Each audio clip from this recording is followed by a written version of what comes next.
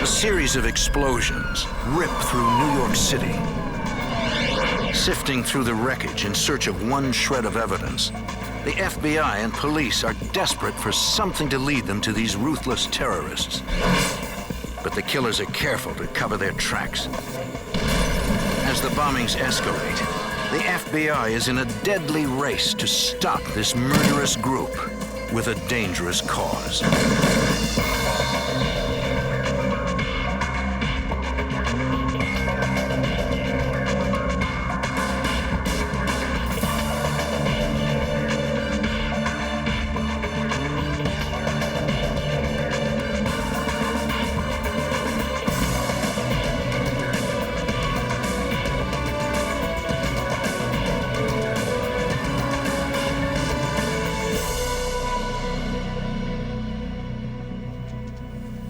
In the late 70s and early 80s, a legitimate Puerto Rican independence movement took hold in the United States.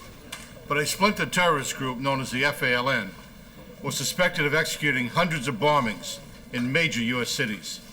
I'm Jim Kellstrom, former head of the FBI's New York office. The terrorists were smart, well-organized, and deadly, and went to great lengths to conceal their identities. Agents were determined to shut them down before they hit again.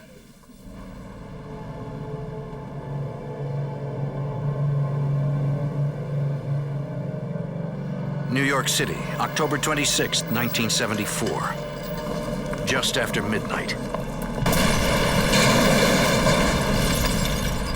5 explosions rock Manhattan.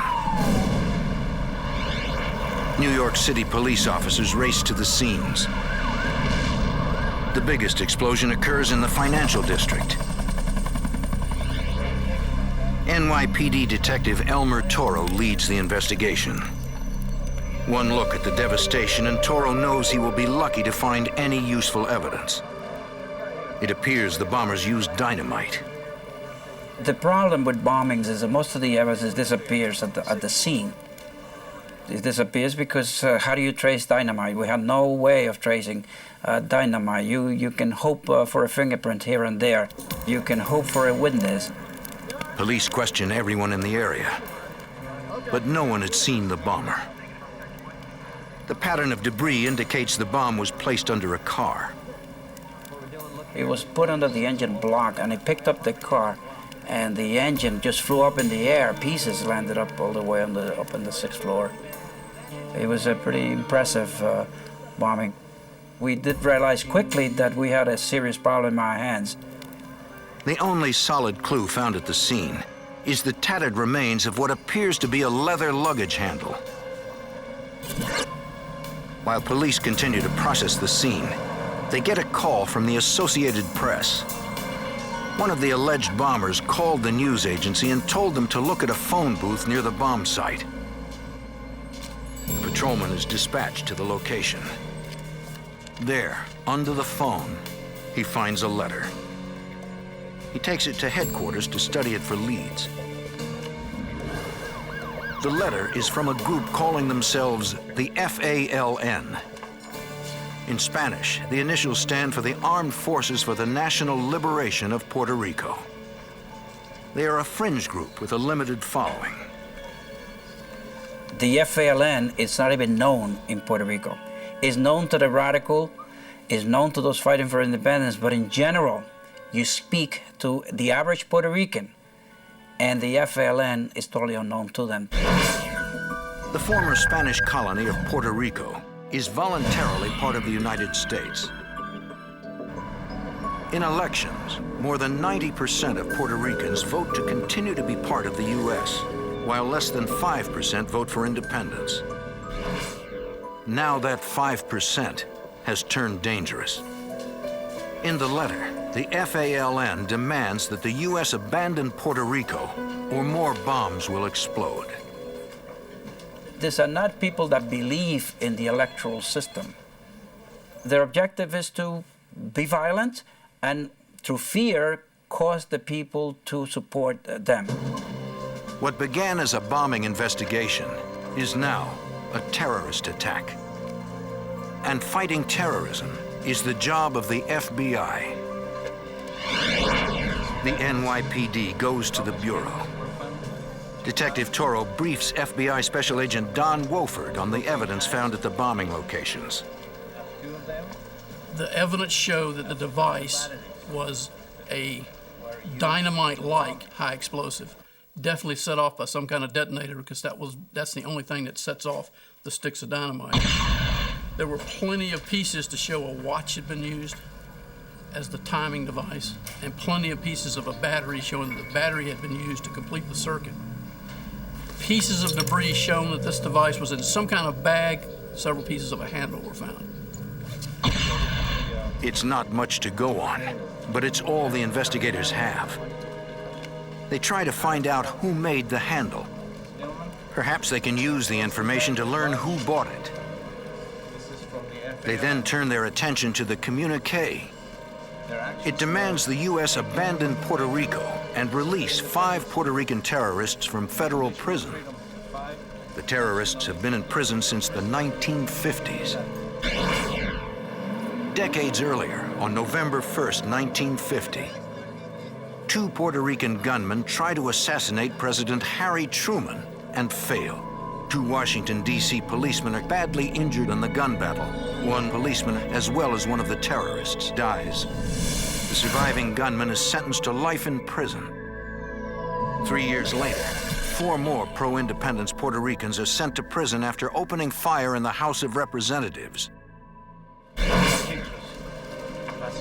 Now Detective Toro and Agent Wofford theorize friends or family of the 5 may be behind this new terror group. I was hopeful that working on the background and the current status, maybe, of those 5 political prisoners would be some kind of lead. So we went behind each of those people. We checked their mailing list. We checked their people who visited them. At the same time, the NYPD and FBI monitor any Puerto Rican activists who have a history of promoting violence. 1 month after the bombing, the NYPD gets a call about a dead body in an abandoned building in Spanish Harlem.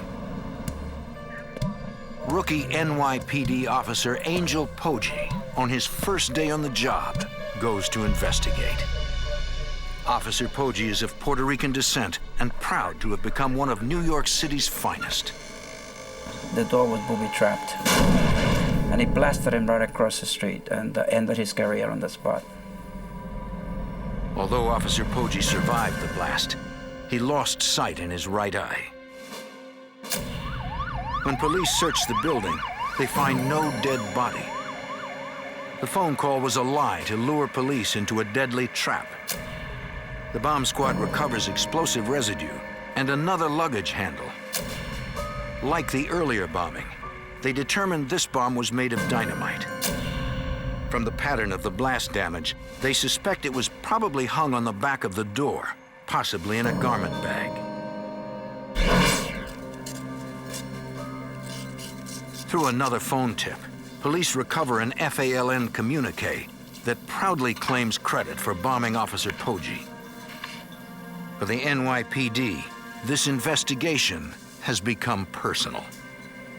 They're fighting for Puerto Rican independence, and the first cop they mutilate is a Puerto Rican kid. A Puerto Rican kid, because that's all he was. When they get to your house, you sort of react a little bit different. We knew we had a war in our hands. The communique says the bombing is revenge for the death of an obscure Puerto Rican poet, Martin Tito Perez.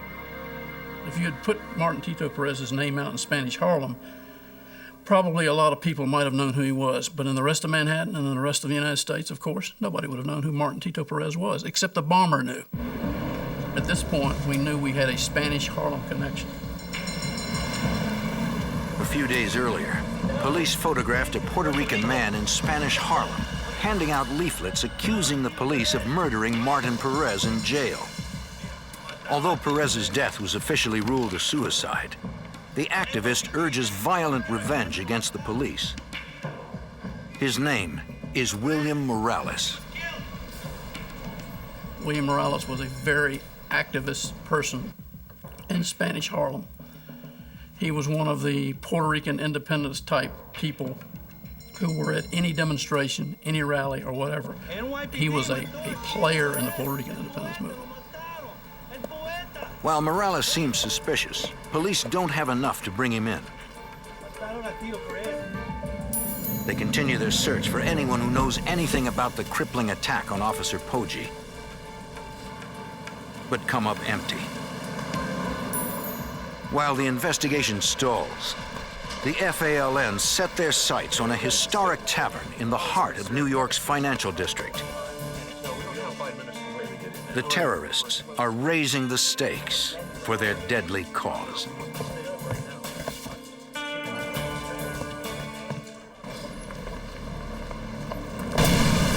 A terrorist group called the FALN detonates a series of bombs all over New York City.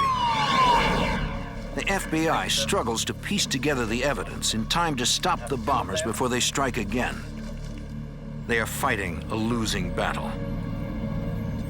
Historic Francis Tavern in the financial district is a popular lunch spot for Wall Street brokers. January 24th, a bomb explodes during the lunch rush. The blast kills 4 people and injures more than 60. The victims are rushed to area hospitals. FBI Special Agent Don Wofford.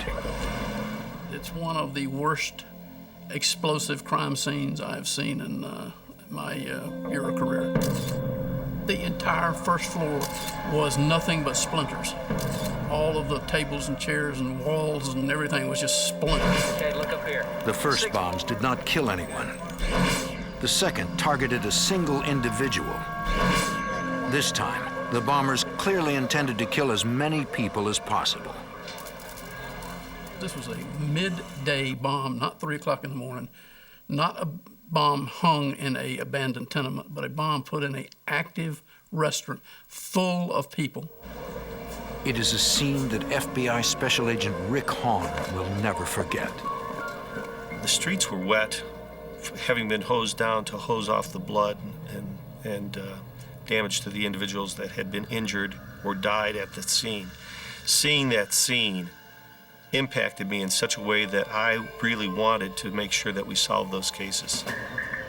At the site of the blast, investigators again find a luggage handle similar to the one found at the earlier bombings.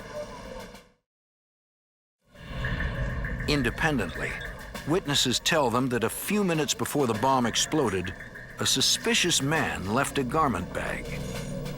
He's not dressed to be in Francis Tavern Restaurant with Wall Street brokers at noon. He must have taken a wrong turn, and why is he leaving that bag? Didn't reach down and turn on any switches, according to all the witnesses. He just dropped it. So that bomb was ticking. That thing was going.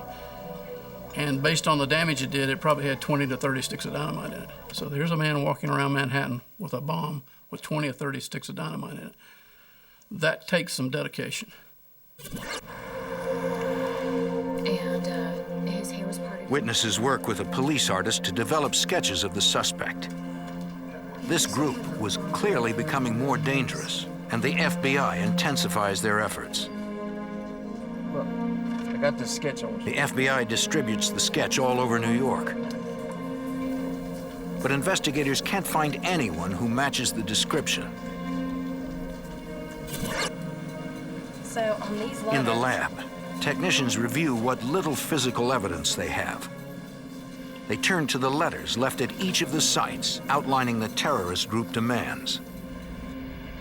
Their objective was to kill executives from U.S. corporations, and they say that right in the communique. Corporate America is seen in those days as part of the military-industrial complex, and as such, attacking U.S. corporations is as good as attacking the U.S. government. Right here. Lab technicians confirmed that all 3 FALN communiques use the same paper, typeface, and letterhead. It's not much to go on. We found out, to our chagrin, that the complete communique, the paper, the ink, the font, the type, the stencil, the logo, and everything could be bought at 1 million different places in Manhattan. I think you already know. The luggage handles do provide lab technicians with a promising lead. The garment bags used to hide the bombs are all one particular model made by one manufacturer. Find out where. It could be the break the investigators need. The FBI contacts the manufacturer for a list of every store in the New York area that carries the bags. Over the next few weeks, investigators visit each store and show the sketch. But no one seems to recognize the suspect. The bombings continue. 3 months after the Francis Tavern bombing, an FALN communique takes credit for 4 bombs that explode after midnight in Midtown Manhattan. Then, 800 miles away in Chicago, the unimaginable happens. Bombs explode at 2 banks. An FALN communique takes credit. The terrorists are now a nationwide threat. In the New York FBI office, investigators compare the Chicago communique with earlier FALN communiques. We know immediately when we get the communique, from the masthead being the same, from the logo being the same, that this is in fact our FALN. This gives investigators new angles to pursue. There's a whole new theory that arises from that, and that is that we can't find them in New York because they're really a Chicago-based group. The FBI contacts Special Agent William Dyson in the Chicago field office. This is the first time Chicago is being involved in this group called the FALN. New York has a very large Puerto Rican population, and it appeared as though these attacks were going to be strictly in New York. Now Chicago comes new on the scene. So we were really not sure what to do. We're turning to New York saying, do you have any leads? Can you give us a hint? Where do we go? Somehow, the FALN must communicate or travel between New York and Chicago. The FBI and police begin rechecking their list of potential suspects. We can look at our New York people and see what kind of Chicago connections they have. Do they travel to Chicago at all? Do they, in turn, have visitors from Chicago? Is the travel the reverse? Do we see Chicago people in New York, and then do we have a bombing? Investigators determined that several of the Puerto Rican activists they had been watching in New York have links to Chicago. We had all of our people that we thought were interested under 24-hour surveillance. And by that, I mean we were sticking with them wherever they went. I would spend weeks and weeks on the street. We just couldn't get to the next level. Their surveillance is not working, and the terror continues. 9 months after the Francis Tavern bombing, bombs again explode in New York. This time, the bombs also tear through the financial centers of Chicago and Washington, D.C. Once again, the FALN takes credit. After the attack, law enforcement in Chicago and corporate security guards respond by searching around their buildings. Outside the corporate headquarters of an oil company, guards discover a suspicious bouquet of flowers linked to FALN. And they find 14 roses, high quality roses, like you would give for Mother's Day or something of that nature. Within these roses is this bomb. The Chicago police bomb tech defuses the bomb. Now, for the first time, investigators will have the opportunity to examine an unexploded FALN bomb, which could provide critical leads. A crime lab technician reads the unique identification numbers on the sticks of dynamite. It is traced to a dam project in New Mexico, but the trail stops there. No dynamite was reported stolen. When that lead proves to be a dead end, investigators try to trace the bouquet of roses. We've got to go to the florist. Well, it turns out there's something like 800 florists in the Chicago area. We went to every one of them. When I say we, I mean law enforcement. It wasn't just the FBI. We all got together, and we all divided up all the florist shops, and we went to every one of them. Could not find where those roses came from. Back in New York, the FBI realizes the components of this bomb match the other bombs.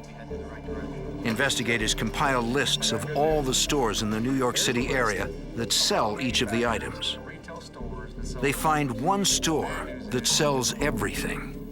We identify a store up in the Bronx that sells the particular types of watches that have been used, it sells the propane tanks. More importantly, it sells the types of bags that have been used to contain the bombs. The FBI theorizes that maybe the bombers got sloppy and bought everything at the same store. At the store, investigators show the owner the composite sketch. Couldn't say by name who the person was, but that a person similar in appearance to that person had been at this store, definitely buying a whole series of the bags and a whole series of the batteries.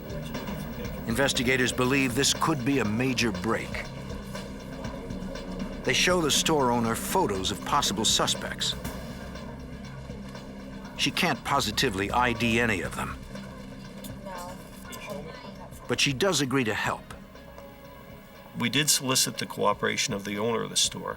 She allowed us to go in and mark discreetly the bags, the watches, those sorts of things, to see whether or not they would be used in a device. These marks might survive the blast and could confirm the items were purchased from her store. Investigators also establish round-the-clock surveillance.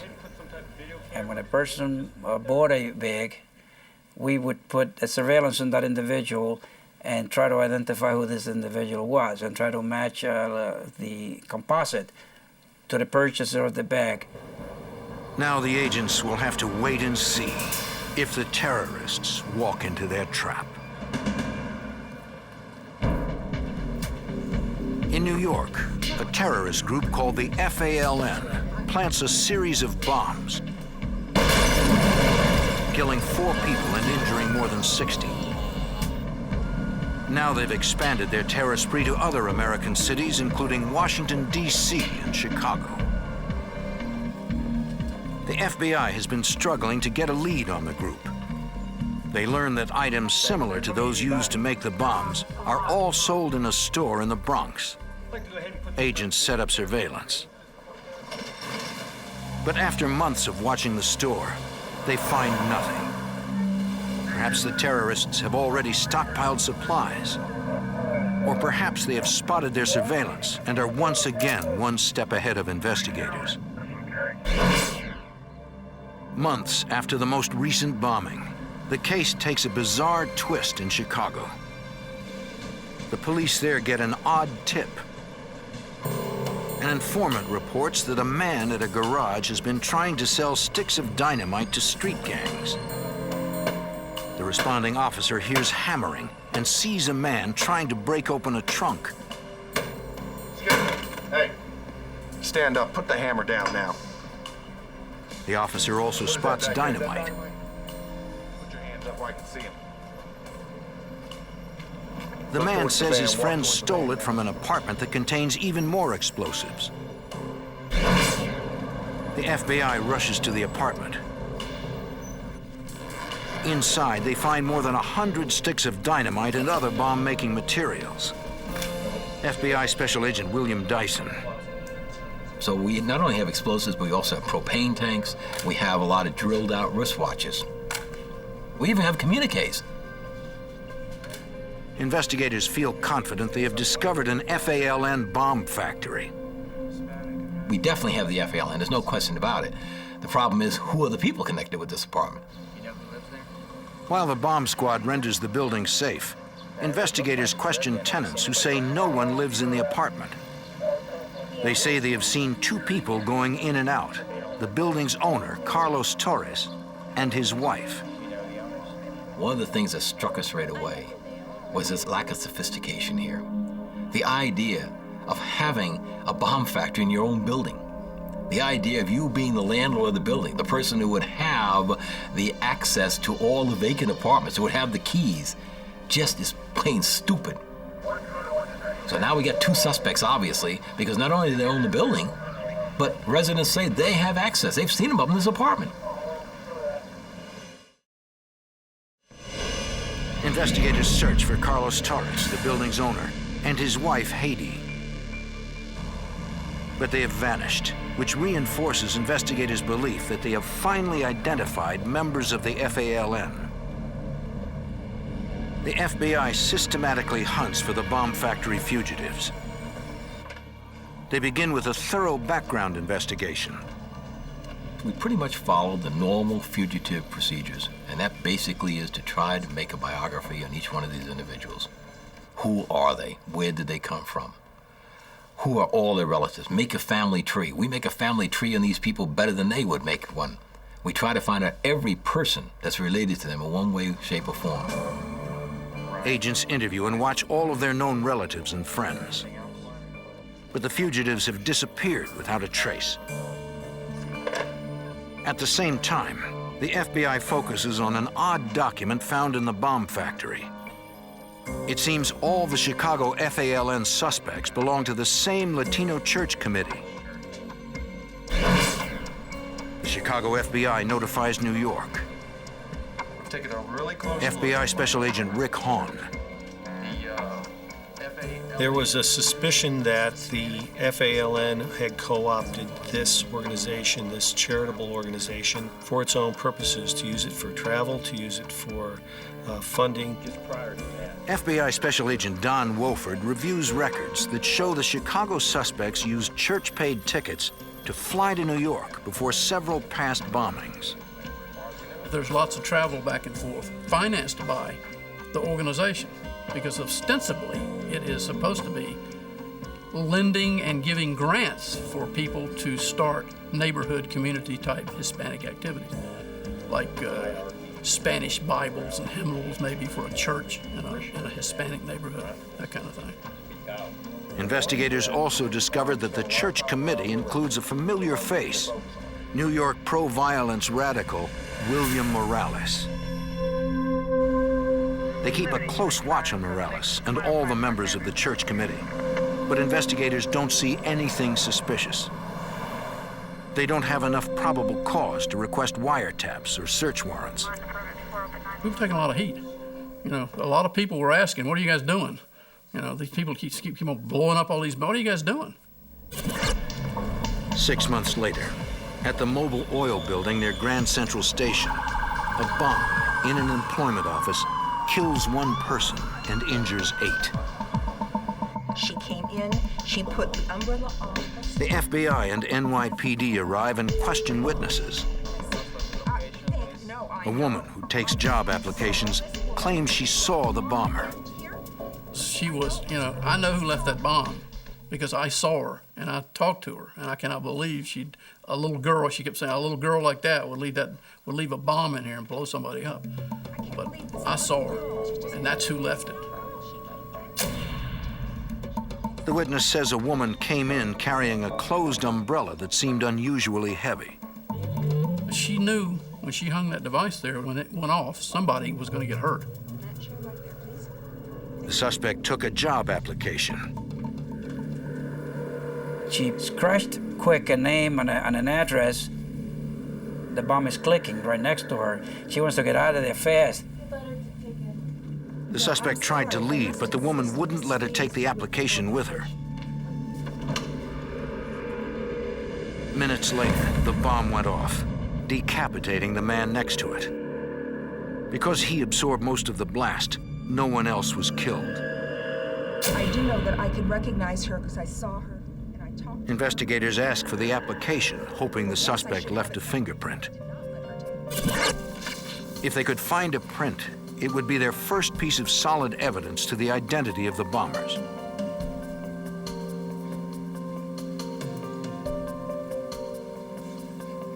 The lab uncovers nothing on the front of the application.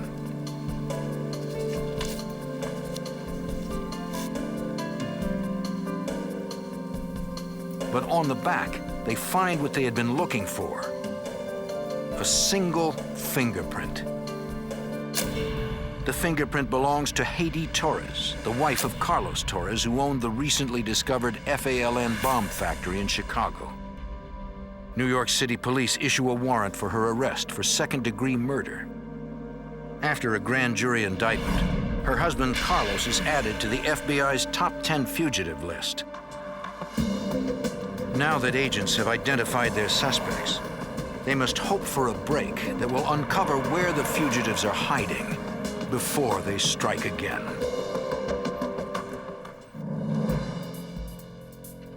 A terror group called the FALN plants bombs in major cities around the country, including New York and Chicago, killing 5 people and injuring more than 80. In New York, the FBI suspects that William Morales, a pro-violence radical, is somehow connected to the group. But after months of surveillance, investigators haven't seen anything suspicious. The FBI finally asks Morales if he will talk with them. Surprisingly, he agrees. FBI Special Agent Don Wofford watches through a one-way mirror as Detective Elmer Toro questions Morales about the FALN terrorist group. But he gives them nothing. Cool, collected, not the least bit upset, not intimidated whatsoever. I don't know nothing about nothing. Investigators watch for clues to try and determine if it is just an act. My position was, he's a player. He's definitely a player. Maybe he is a minor league player and he doesn't know anything. I don't believe it, but maybe. But he's a player. Investigators continue to suspect Morales. But without more evidence, there are legal limits to how far they can go. 2 months later, Queens, New York. Firefighters respond to an explosion in an apartment and find FALN letterhead. FBI agent Wofford arrives just as paramedics take a badly injured man from the apartment. Agent Wofford believes the man may be an FALN suspect and tries to identify him. But the man's face is badly injured and his hands are nearly blown off. Inside the bare apartment, investigators find 3 small pipe bombs. Evidence suggests a 4th pipe bomb exploded while being built, which explains how the man injured his hands. Investigators discover a copying machine and papers printed with the FALN logo. They also find a large stockpile of explosives. Detective Elmer Toro goes to the hospital to try to identify the suspected bomb maker. The man's hands are so badly injured that police are unable to get fingerprints. Detective Toro tells the man that investigators will learn his identity from evidence at the bomb factory. If you can see this. He might as well admit his name now. But the man can't speak. Manuel Rodrigo. I wrote a bunch of names of people that I suspected. Once we got to the name of William Morales, he moved and he agreed without saying who he was. But he basically identified himself. Detective Toro believes they may have captured the FALN's bomb maker. Toro grills him for information about the organization. But Morales refuses to cooperate. 9 months later, Morales goes on trial for reckless endangerment and possession of dangerous weapons. Well, Morales didn't fight. Morales claimed a prisoner of war status, no defense, which is a dream for the prosecution. The judge sentences him to 89 years. Police take Morales to the jail ward of Bellevue Hospital to be fitted with artificial hands before going to prison. Incredibly, despite police guards in the hallway, he manages to escape. Investigators rush to Morales' hospital room. My initial reaction was, this is just a bad joke. You know, this is just a bad, yeah, right, sure he's escaped. How could he escape? First off, he's physically unable to escape. And secondly, he's up on the 3rd floor. There's nothing down there, it's just, we don't have him. They find the window bars and mesh cut open. The mesh had been spread apart not more than 6 to 8 inches, just about like this. I mean, that's straight down. So he had to squeeze through that hole and get out of the mesh And then how did he get down 3 floors? And of course, coming to mind immediately was he had help. Investigators begin to piece together what happened. Someone must have smuggled in a pair of bolt cutters. William Morales cut himself out from the 3rd floor with his elbows. Because he had no hands. Investigators believe Morales jumped 3 floors to the ground, where waiting accomplices drove him away. The FBI and NYPD launch an all-out manhunt for Morales and alert the public and police across the country to be on the lookout. But months go by, and the manhunt turns up nothing. Then the terrorists strike again. 6 months after Morales' escape, the FALN begins bombing again in New York, Chicago, and San Juan, Puerto Rico. 1 year after William Morales' escape, just north of Chicago, Evanston police respond to reports of an illegally parked van. They radio in the license, which comes back stolen. Police decide to watch the stolen van to see if anyone comes back. So they surveil it. I mean, they could have towed it away, but they surveil it. A short while later, a man and woman drive up to the van and begin loading it.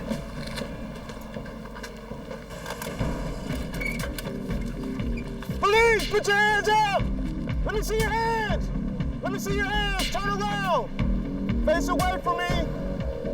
Stay right where you are! Police confront the two and find rifles.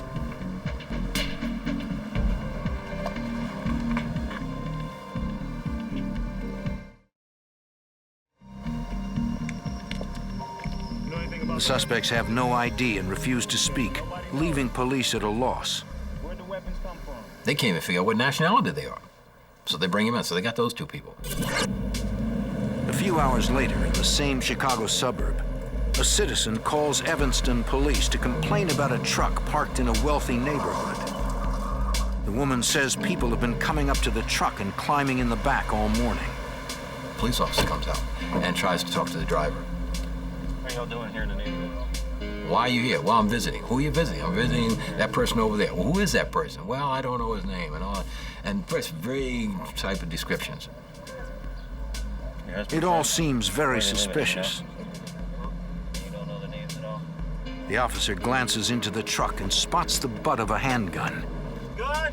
Put your hands. Now he knows he's dealing with armed suspects, and there may be more of them hiding in the back of the truck.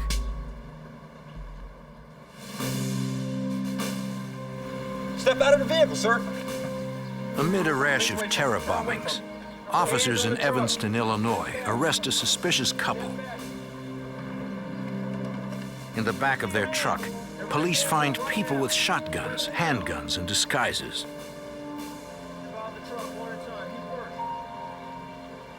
Officers arrest them as well. Evanston police photograph and fingerprint their prisoners. No, I've got the list. Can you run it for They me? also check their identification, but they run into a problem. The names on their IDs prove to be false. Detectives try to interview the suspects, but they refuse to talk. First name is Lane. Sensing they are onto something big, the police call the FBI. FBI Special Agent William Dyson looks at the prisoners and immediately recognizes one as a major FALN terrorist. I've got his wanted poster, top 10 fugitive, and I recognize him. I mean, this is Carlos Torres. Agent Dyson also recognizes other prisoners as members of the FALN. It was like looking at this collage that I had above my desk in the office of all these wanted people. So we have the FALN. We know we have the FALN. We're able to identify enough of them. This is the FALN. The FBI takes a closer look at the false IDs.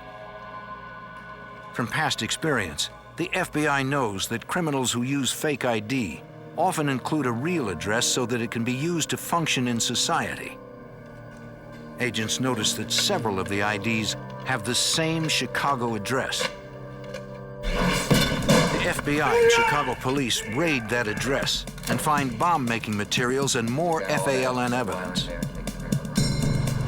With information from the captured terrorists, agents raid addresses in Milwaukee, New York, and New Jersey. They take down more FALN safe houses. 6 years after the bombings began, a federal jury finds the captured FALN terrorists guilty of seditious conspiracy, weapons violations, interstate transportation of stolen vehicles, and other charges. But notorious FALN suspected leader William Morales still remains a fugitive. A group of us got together. Just before sentencing, one FALN member decides to cooperate in exchange for a reduced sentence. He says the 11 terrorists were in Evanston to rob an armored car to finance more bombings. He also describes a meeting at a Milwaukee safe house. They had this meeting in which they plot this thing out. And the man leading the meeting, he's got a mask on, so you can't recognize him. But he's got no hands. So immediately, everybody knew it was William Morales.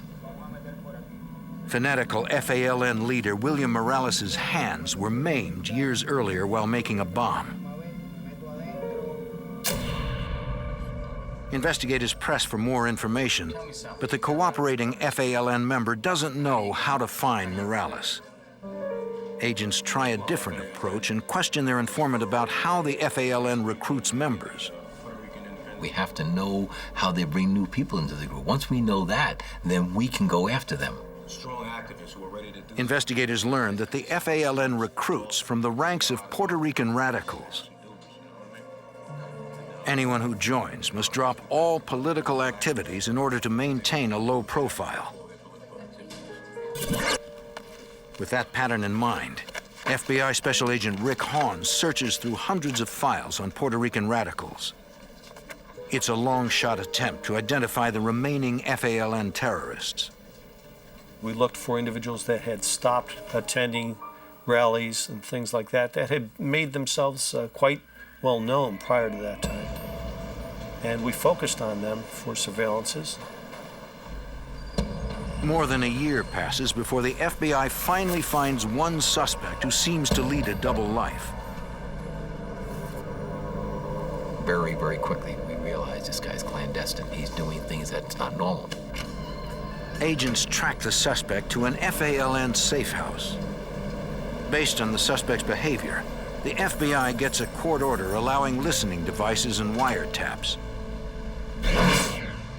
In March 1983, 2 years after first gaining cooperation from the FALN informant, the FBI gets a break.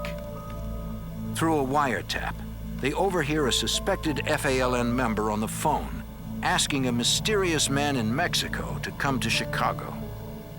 He refused to come up and said, basically, why don't you come visit me? I'm having plastic surgery done. I'm in need of good identification. I can't come into the country. I'll be too easily recognized, that sort of thing. The mysterious man says to call the same number in a week. In a huge break, investigators identify the mystery voice as that of the FALN's fugitive leader. By his voice, we were pretty sure that it was probably William Morales.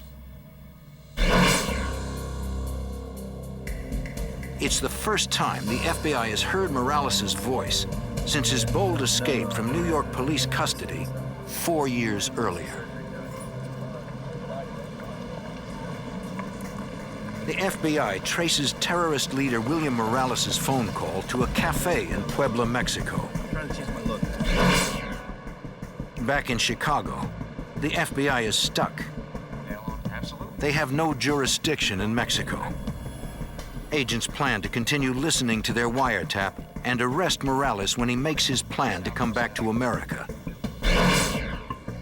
But since Morales may have had plastic surgery and significantly changed his appearance, agents ask Mexican federales to secretly photograph him. FBI Special Agent Rick Hahn. The federales went down to that coffee shop and found Morales seated at a table there.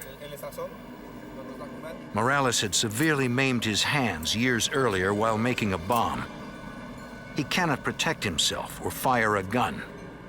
The FBI warns the federales he is probably accompanied by an armed bodyguard. FBI Special Agent Don Wolford. We told him, hey, this guy's got backup, you know, watch it. You just can't walk up with this guy and say, in the car. The federales don't see a bodyguard and decide to make the arrest themselves. NYPD Detective Elmer Toro. They were not supposed to take him down, they were supposed to take photographs. And they decided to make the arrest, and Willie Morales, like a nice trained terrorist, he simply gave up, and I provided the opportunity for his bodyguard to step out of the restaurant.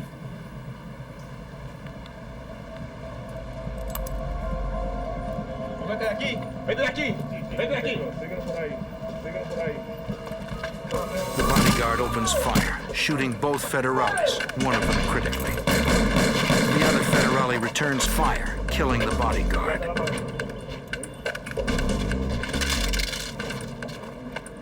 He takes Morales into custody, but his arrest comes at a great price. The wounded federale dies on the way to the hospital. New York Police Detective Elmer Toro immediately flies down to Mexico to interview Morales and try to arrange his return. Morales being in police custody and having killed a police officer, I'm sure was subject to some degree of torture by the federales down there. Morales greets Detective Toro like a long-lost friend. He was happy to see me, and he said to me, and I always remember, he says, Elmer, I want to go back with you. Take me with you. Detective Toro says he'll draw up the papers, and Morales promises to sign. Sign anything. Just take me with you. Okay, Willie. Once Mexican police learn that Morales is going back to the U.S., they treat him better to avoid a possible scandal. Okay.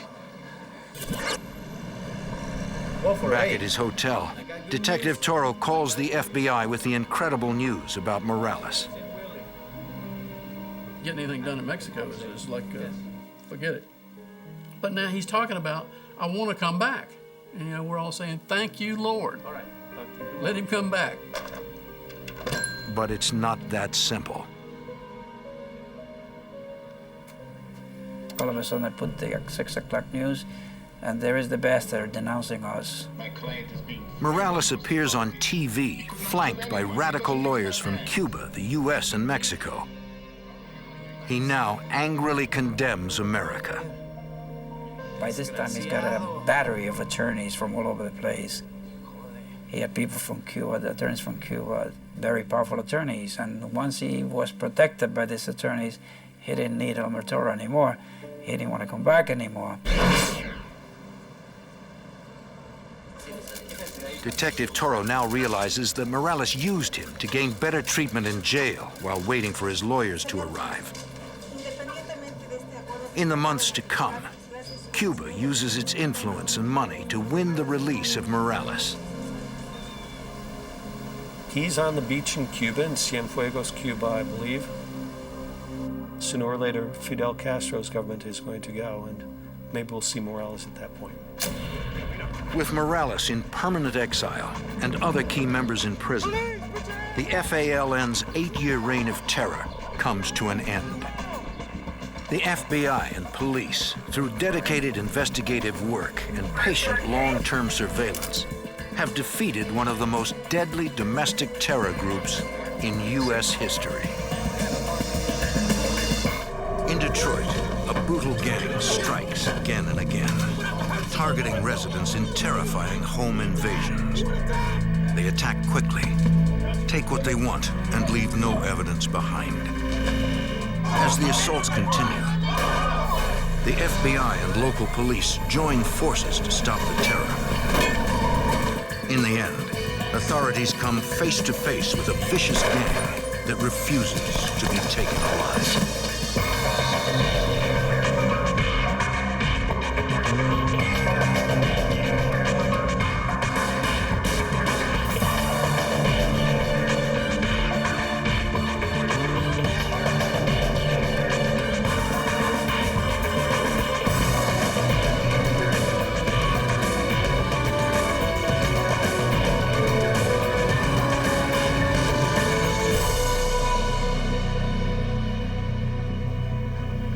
the 1990s, neighborhoods in Detroit were terrorized by a gang of robbers. Impersonating police officers, they invaded over 100 homes, robbing, raping, and torturing their victims. I'm Jim Kallstrom, former head of the FBI's New York office. The extraordinary number and sheer magnitude of these home invasions stunned authorities. As residents feared for their lives, agents teamed up with local police to take down this sadistic gang.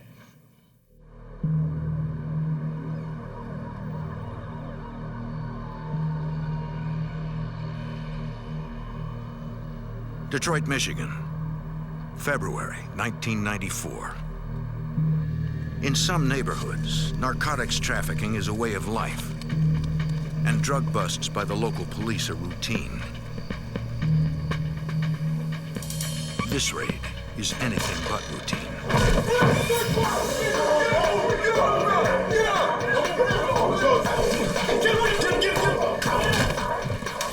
The men ask the resident where he keeps his drugs and money. He refuses to talk, confident that police officers would never hurt him. You're the police, you can't shoot me.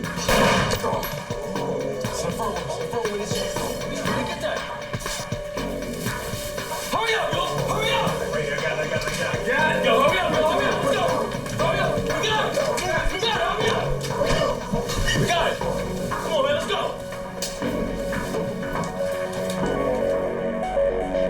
The man calls police and reports that officers broke into his home, assaulted him, then stole money and jewelry. The patrolmen know the resident is a local narcotics dealer. They also know there were no drug raids scheduled for that address. Could these home invaders be rogue cops? The incident is part of a wave of excessively violent home invasions plaguing Detroit. Give it up! I don't want to have to hurt you, old woman! Averaging more than one a week, they spread fear throughout the city. Give it up! The invaders leave no useful evidence behind. In June 1994, the newly formed Safe Streets Violent Crimes Task Force dedicates itself to putting an end to the terror. It is comprised of Detroit police detectives and FBI agents, including Special Agent Michael Kosanovich. We really were determined to solve these violent home invasions. Initially, we were aware of approximately 50 home invasion robberies from the beginning of '94 up through June of '94.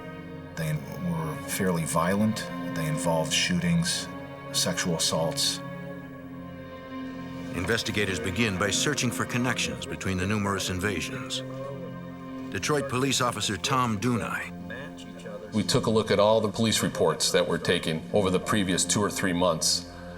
We analyzed them, we broke them down into the MOs and exactly what these perpetrators were doing on each one. Investigators identify a recurring method used in the attacks, according to Special Agent Bob Pertuso. The gang used a dynamic approach that law enforcement officers use when they execute a search warrant or make an arrest to gain quick entry into a home and then take control of the occupants. They all wore masks and they were all armed with semi-automatic pistols, assault rifles, MAC-10s. Based on this consistent MO, the task force suspects that a single group is committing most of the invasions. We were able to narrow this down to, yes, it was a gang of about anywhere from 4 to 8. The descriptions all fit the same. Their MO was the same. Everything was the same on almost every home invasion. To gather more first-hand information, investigators re-interview the victims of the home invasions. Stan, you had some excitement here the other day. They learn that most of them are involved in narcotics trafficking. FBI Special Agent Michael Kosanovich is not surprised that dealers are reluctant to talk. They don't want to reveal the fact that they were selling drugs or conducting illegal activity out of that residence. Detective Sergeant Tom Barry tells the dealers that the task force has no interest in busting them for narcotics. People are getting raped, they're violent. We don't care about the drugs. We need your cooperation. About 90% of the time, the drug guy come on board, you come on our team and say, hey, I deal my drugs, I know that's not right, I'll tell you what I know about this case. Holds a gun at me and I'm like, he's a cop, you know. Investigators discover that some home invasion victims are not drug dealers. These sometimes elderly people, they're panicking, they're crying, they're begging. Got guns to the side of their head. Where's the dope? Where's the money? Where's the dope? Where's the money? There isn't any money. There isn't any dope. The gang has simply hit the wrong house. Realizing that there are no drugs or money, they turn violent. Did they ask you? We heard all the horrible stories of the torture, 80-year-old women, pistol whipped, hit with the butts of shotguns. FBI Special Agent Martin Vandervliet. What really bothered us the most were the sexual assaults of the females who were present on 6 of the home invasions. One in particular, a mother and her 15-year-old daughter were raped simultaneously by 2 members of the home invasion group. Just the look in their eyes, the fear, their anger that was very controlled, but yet was all inside their body. You could just feel it with their body emotions. I'm so sorry. The little girl, without saying it, just through her eyes, she said, please help us. Please help us. And that hit me. And that look in that girl's eyes will stay with me for the rest of my life. We told her that we would do anything in our power to bring these guys to justice. What I had to do is build their confidence up, leave phone calls every day to let them know that I'm still thinking about them, we didn't forget about anything, and we're on your side and you're well protected and you have nothing to worry about. The fright that was in them will always be there, but they knew they had the full cooperation of the Violent Crime Task Force on their side. Skinny. Concerned that the home invasions are executed like a police raid, the task force confronts the possibility the gang is made up of law enforcement personnel. We checked to see any recent officers that have been fired from the job, maybe were accused of illegal use of narcotics, because this was all revolved around narcotics, you know. So you would check, you know, any ex-narcotic officers, and there was nothing. Investigators quickly recognize that the escalating level of violence in these cases indicates that law enforcement is probably not involved. In our experience, police officers aren't going to go that extra step and fire shots into a house or go rape a victim, things of that nature. It's usually go in and rob, go in and knock the door down, get their whatever they need and run out. So in the beginning, we had to look at that, but then we had to eliminate that as more and more as the home invasions were occurring. It got more and more violent. We realized that it wasn't police officers or ex-police officers. The biggest problem with these subjects acting as police when they committed these home invasions was that they jeopardized legitimate police officers. If a victim has been robbed before by this gang, and then the police show up another time to execute a search warrant legitimately, they may start shooting or try to harm the police officers. So what we need to do is start going. Now that investigators have a clearer idea of what they are dealing with, they begin their efforts to identify the members of the gang. We looked at a number of people who had committed these offenses in the past, or robbery-type offenses of narcotics dealers. We contacted various informants and asked them to try and determine the identities of these individuals. However, none of the informants that we had talked to had any specific information regarding the people who were committing these offenses. A couple of hours ago.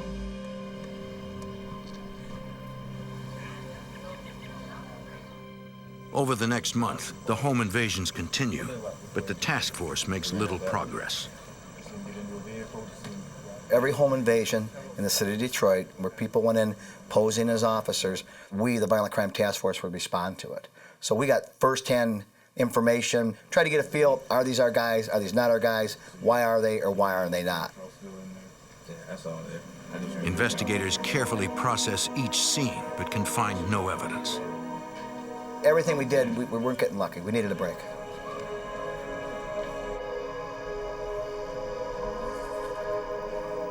July 26, 1994. Nearly 2 months after the investigation began.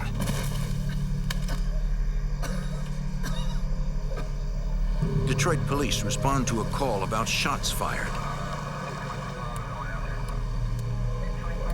They find a barely conscious man with multiple gunshot wounds. He has a gun, police jacket, bulletproof vest, and a ski mask. The clothing matches descriptions of home invaders given by prior victims. Police call for an ambulance. Officers alert the task force. This could be the break they need. Here's a guy, he's got a gun on him, he's got a police vest on. And my only hope at the time was, please don't die. Please don't die. Agents rush to the hospital, hoping the man pulls through. In Detroit, a joint FBI and police task force tackles an epidemic of violent home invasions perpetrated by an elusive gang who uses police-style tactics. Authorities get a break when they find and arrest a critically wounded man who they believe is part of the ring.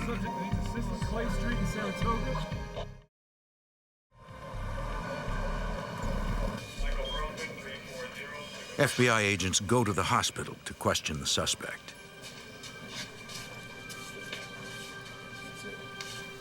Fingerprint identification reveals that his name is Dante Garrison. FBI Special Agent Martin Vandervliet. He was in pretty bad shape at the time, having been shot 3 times in the arm, the leg, and stomach.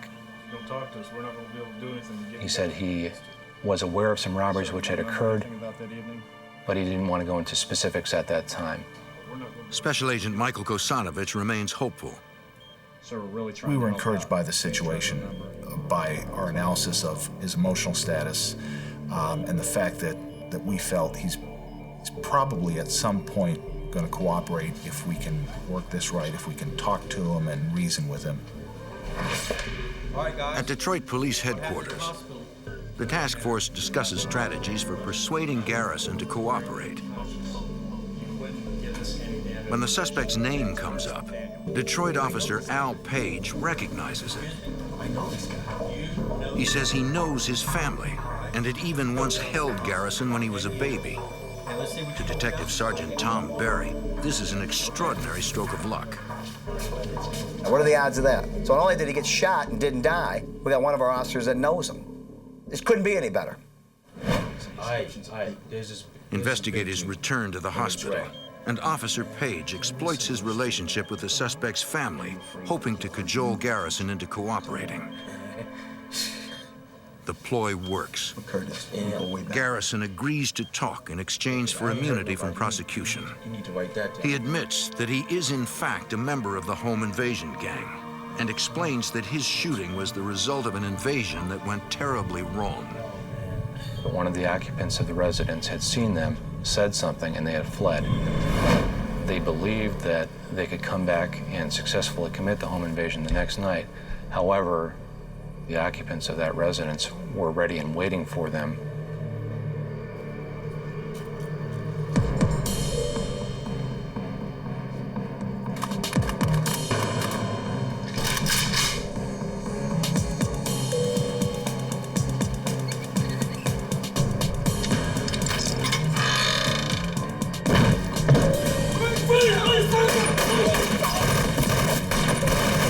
Garrison was hit 5 times. The gang fled, leaving the wounded Garrison to fend for himself. Special Agent Bob Pertuso. And that was the difference between these criminals and law enforcement. A law enforcement officer would not leave a fellow officer shot in some backyard. Knowing Garrison is in poor physical shape, the task force keeps the interview short. They need to keep him healthy. He was eventually moved out of the hospital and allowed to recuperate at home. Once he became capable of moving around without any assistance, it was decided that we should take him to an off-site location to have him fully debriefed. The FBI secretly moves Garrison to a safe house outside of Detroit. Investigators inform him of the potential consequences of cooperating with the task force, according to Detroit police officer Tom Dunai. We let him know that there is a real risk of him losing his life if these guys ever found out that he's talking with authorities about what has occurred. And he wanted protection to make sure nothing would happen to him. And naturally, we gave that protection to him and let him know his name wouldn't be brought up until the day of court. The way it worked. During intensive interviews, Garrison reveals that the gang has several more members than previously suspected. As it turned out, it wasn't the same group of individuals who were committing these home invasions every time. It might be from 3 to 10 members. And it really depended on who was available when the call went out, who could respond to commit that home invasion that evening. If they were available, they would go. And if they needed money, they would go. If they didn't need money, maybe they might stay home that night. Garrison divulges that 2 career criminals control the gang. O.B. Carter and Andre Woods. Obie and Andre Woods directed and determined which targets would be hit and which individuals would go on specific home invasions. Once a residence was targeted for a home invasion, Obie Carter would page all the gang members that were going to be involved that night. A few of the members would go out and conduct some surveillance on that location. They would try and identify residents, how many, ages. They would return back to the gang, debrief everyone, and then meet again later that night to actually conduct the home invasion. Garrison reveals that Andre Woods actually stages mock-up raids for training purposes. Andre Woods had taken the gang members to vacant houses to practice police-style raids, so that they would be familiar with techniques as far as how to make entry into the residence. They would enter just as the police would enter to secure it. Once the residents are neutralized, the gang interrogates the victims. According to Garrison, Woods is extremely violent. He rapes some of his victims and tortures drug dealers when they won't talk.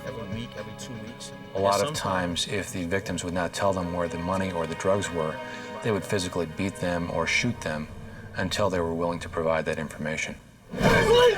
Garrison describes one home invasion in which the gang tortured an elderly drug dealer. They put the guns to him. Where's the dope? Where's the money? I don't know what you're talking about. I don't know what you're talking about. They shot him in the leg. And he's in agonizing pain, and they're just hammering him again. And they didn't want to kill him. They wanted him to tell them where the drugs and the money was. Shot him again in the leg and said, "Hey, MFer, where's the drugs? We know you got the drugs. We know it's here. Where's it at? Give us, or you're gonna die, you're gonna die, you're gonna die." And they shot him again. They told him where it was at. Got their money, got their drugs, and they're on their way. Once a home invasion was complete, they would return to the predetermined location. The money would be divided evenly among the members. Any valuables that someone was able to pick up, it was theirs to keep. Gang member and drug dealer Chris Allen would handle the stolen narcotics. Oh, this is prime weed. It was Chris Allen's responsibility to take those drugs out on the street, sell them, get the money for those drugs, and divide it evenly among the members. It is also Allen who would suggest who to target for their home invasions. Allen provided a lot of intelligence to the gang members as far as who would be good people to rob. Based on his knowledge of their narcotics dealing, he knew that they either would have drugs or money present when the gang went in. Agents are impressed by Garrison's detailed recollection of past crimes. We knew that this was the jewel. He was the break that we needed to make a significant impact on all these home invasion robberies. Although Garrison's cooperation is critical to the investigation, it is unlikely that his testimony would stand up in court. It would just be his word against theirs, and that would not be sufficient to prove beyond a reasonable doubt that these individuals were guilty of these crimes. We needed admissions from these people, or we needed to catch them in the act of committing a home invasion to be certain that they would be locked up. Authorities must hit the streets and find a way to take down this violent gang. Detroit police and the FBI work to shut down a dangerous home invasion gang.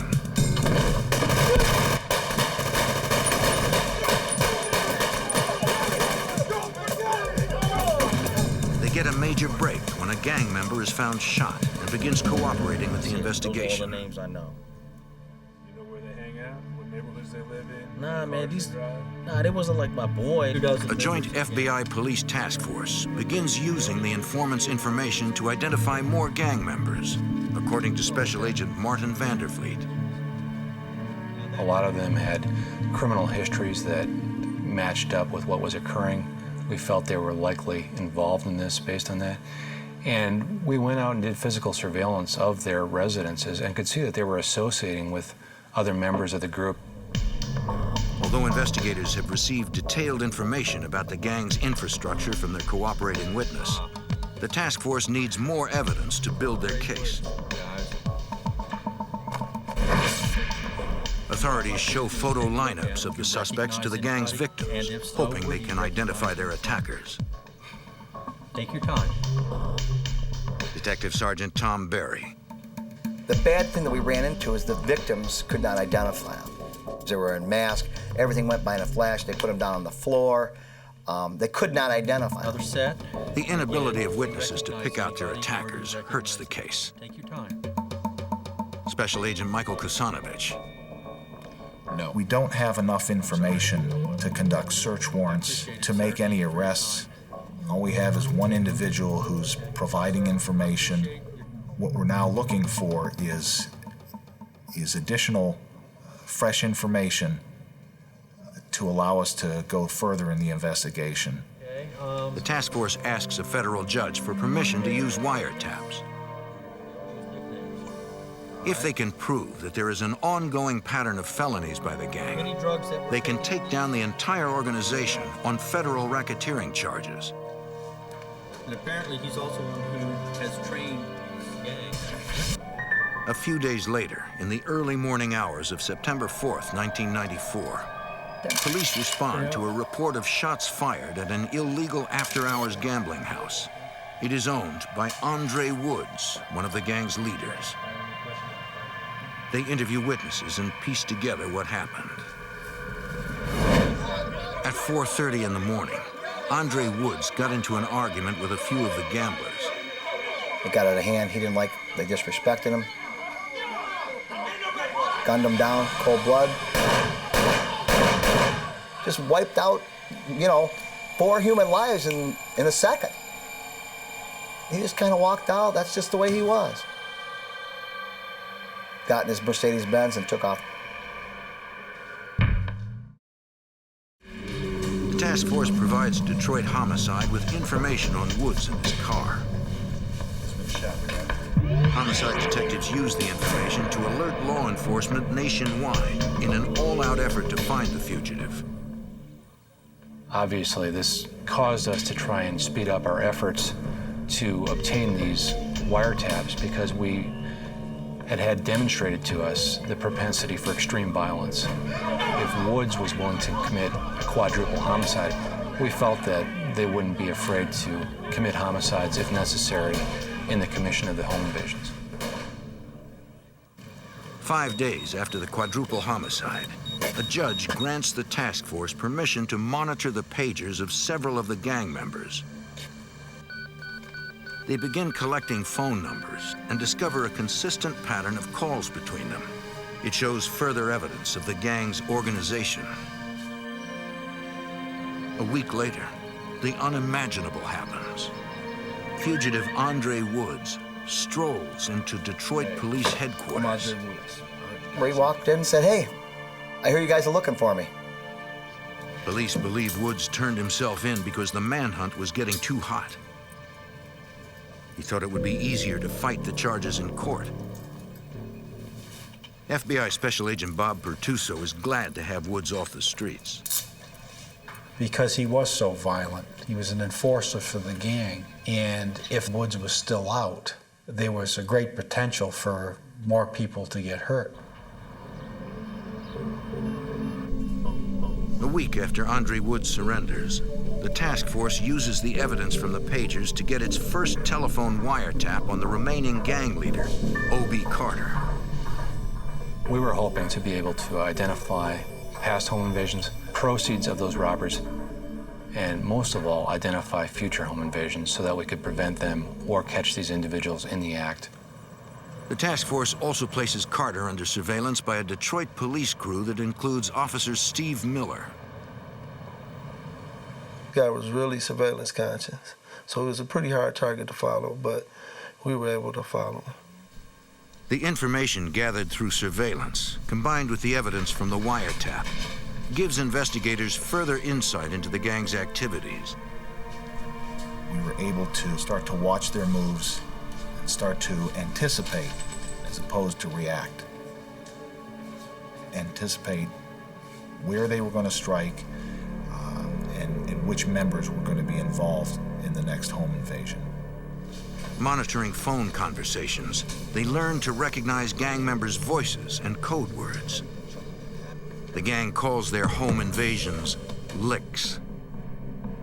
Detroit police officer Tom Dunai. After we kind of knew that they had just got done with a lick, they all get on the phone and start talking about it and laughing about it and telling how much money they got out of a certain house or how many guns they got out of a certain house. Then they would talk about narcotics that they got out of the house. From these intercepted details of the crimes, investigators are able to connect the gang to specific home invasions. They weren't very descriptive, but they were descriptive enough where we knew what they were talking about, what they got out of the house. So we were able to match that up with the reports of the victims stating to us what was taken from the house at the time of the home invasion. But it is still not enough. We didn't know specifically which individuals in that group had committed the home invasions. We still needed more information, and we really wanted to catch them in the act of committing a home invasion. One night, a surveillance officer is watching a home where gang members are meeting. Suddenly, an unmarked Detroit police car pulls up. Before surveillance can radio a warning, 4 plainclothes officers jump out and head in the direction of the gang house. Dispatch tells surveillance that the 4 are working on another case, looking for a possible fugitive at the house next door. The officer is worried that the violent gang members don't know it.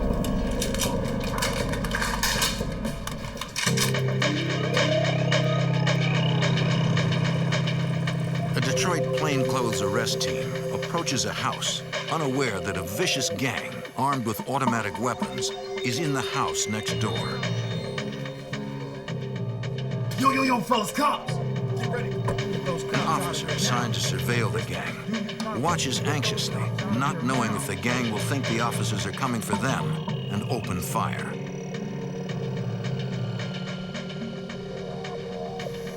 After a few tense moments, the officer is relieved to see no indication of a gang response.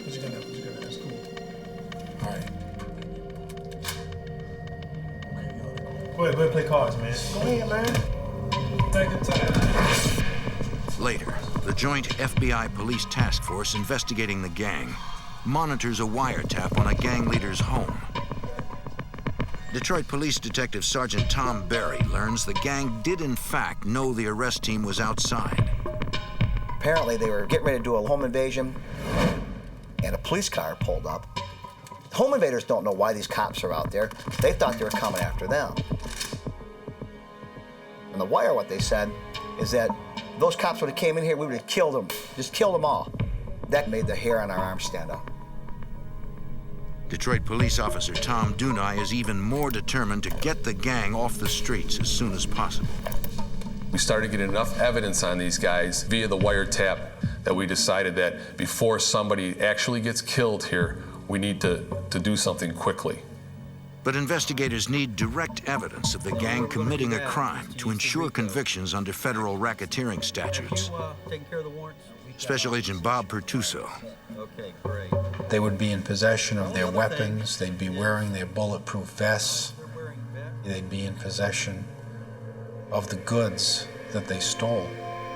To protect innocent bystanders, investigators decide to arrest the gang after they leave a home invasion. Special Agent Martin Vandervliet. We know they're going to be... We did not want to try and arrest them while they were in the house committing a home invasion and possibly risk a hostage situation. But taking down this brutal gang will be extremely dangerous. They had attempted to kill people, rob people, sexually assaulted women. Very violent. In fact, we had developed that information that they had planned to shoot it out with the police when confronted. Very difficult situation. We know they're going to have vests on. We know they're going to have automatic weapons. There was no doubt in our minds that these people, they weren't going to just throw up their hands and give up. They're going to shoot it out. You going with me out here for a minute? Because of the large number of individuals who were involved, as well as the weapons that they were carrying, they were heavily armed with AK-47s, MAC-10s, Uzis, all the dangerous weapons out there in the street. We believed that we needed to use a SWAT team to arrest these individuals. Agents meet with the SWAT commander who lays out the plan. The tactical squad responsible for making the arrests will hide inside an ambulance. And be taken down immediately. With its emergency lights activated, the ambulance will approach the home invader's vehicle from behind as if it were passing. Investigators believe that since the gang will have just committed a home invasion, they will try to remain inconspicuous and pull to the side of the road. And we're going to ram them with the ambulance. The 20 SWAT guys, all dressed in SWAT gear with bulletproof vests, are going to get out and get a half moon around them, so when they start to get out of the car or the van, we got them contained. We didn't want to get into a chase. That was one of our things we didn't want. And that's why we decided to ram them, disable their vehicle. We didn't want to chase. The final component of the plan requires taking down the rest of the organization. We knew from past experience that only certain members of that group would be involved. It wouldn't be the whole group. So we had other police persons ready to make arrests at other locations for whoever was not present during that home invasion, as well as to execute 6 search warrants. We had hundreds of agents and police officers involved in our plans for the takedown of this group. For weeks, the task force works around the clock, monitoring wiretaps, looking for the right opportunity to spring their trap. Then, on November 9th, they hear gang members planning their next home invasion. When we intercepted conversations about a plan to do it in 2 days, we were at a great tactical advantage. We had our federal search warrant signed, we had the assignments to conduct the searches, and of course the tactical people were actually going to handle the arrest. Unfortunately, gang members don't mention where the home invasion will be. We don't know where yet. The next day, surveillance watches 2 gang members drive through a neighborhood as though scouting for a potential target. The task force now believes they know approximately where the home invaders will strike. Police headquarters, November 11th. With the home invasion only hours away, Deadly serious. the task force goes over the plan with team leaders one final time. Their intent To underscore the danger the officers face, they play a tape recording of the gang's threat to kill police. We played that tape for the people who were going to take these people down later on. This is the real deal. We're not playing with these people. These people aren't playing with you. They have no hesitation of killing a police officer. And you can just see the officers just intently staring. You know what I'm saying? This is real. These guys are going to kill us. At this point, we had been investigating this group for several months, and it was a relatively long-term investigation. And I think most of us on the task force wanted to conclude it, wanted to get them arrested. So we were pretty excited. I think the adrenaline level was pretty high, and we really were expecting that this was going to be the conclusion. One way or another, we were going to get these people locked up that evening. SWAT gives Officer Steve Miller and the rest of the surveillance teams armor-piercing ammunition for their handguns in case the takedown becomes a gunfight. We knew these guys wore the same kind of armor we wore, you know, exact same stuff in there, and we knew that they were shooting armor-piercing rounds out of their weapons, so, you know, we had to try to at least be on level par with them. That evening, surveillance observes the home invaders traveling in 2 cars. They drive to the area they drove the day before. Everybody's tightening up. They drive by the house and they leave. Well, they don't do the robbery. So we're thinking, what the heck's going on? FBI Special Agent Martin Vandervliet follows the gang from a distance. We didn't want to get too close because we didn't want to risk these individuals seeing police in the area and possibly aborting their raid. The home invaders enter a dark alley and suddenly cut their headlights.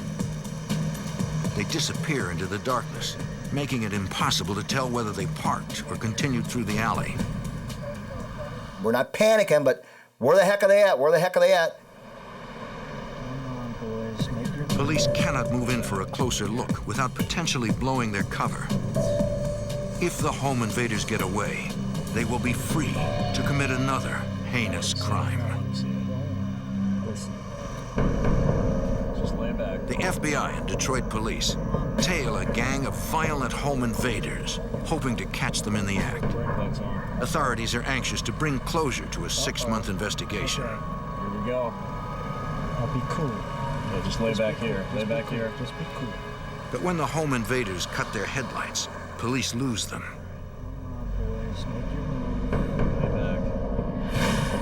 Minutes later at the operations center, Detroit Detective Sergeant Tom Berry learns from 911 that the gang has struck again.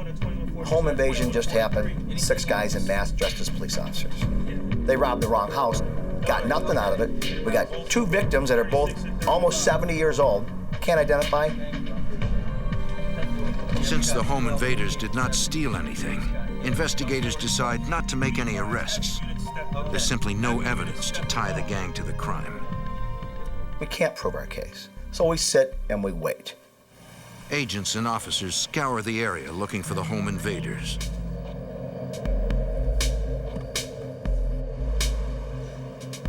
A Detroit police surveillance officer doubles back to the gang's meeting place, thinking they will return there after the invasion. When he arrives, he sees them coming out of the house, dressed in their raid clothes and getting into a van. It appears that the gang is heading out for another robbery.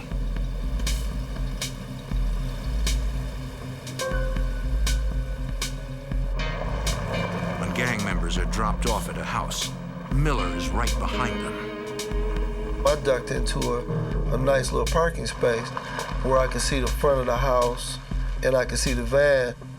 I adjust my mirrors, you know, and get in my surveillance mode. Finally, authorities are in position to actually see the home invaders commit a crime.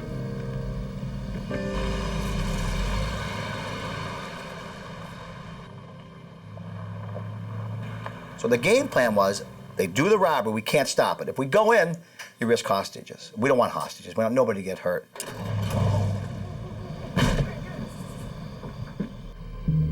Suddenly, Officer Miller notices the home invader's van creeping up behind him. My heart starts pounding, you know, I'm like, this guy saw me. I got my weapon in my hand, you know, and just in case anything happens, you know, I gotta be ready.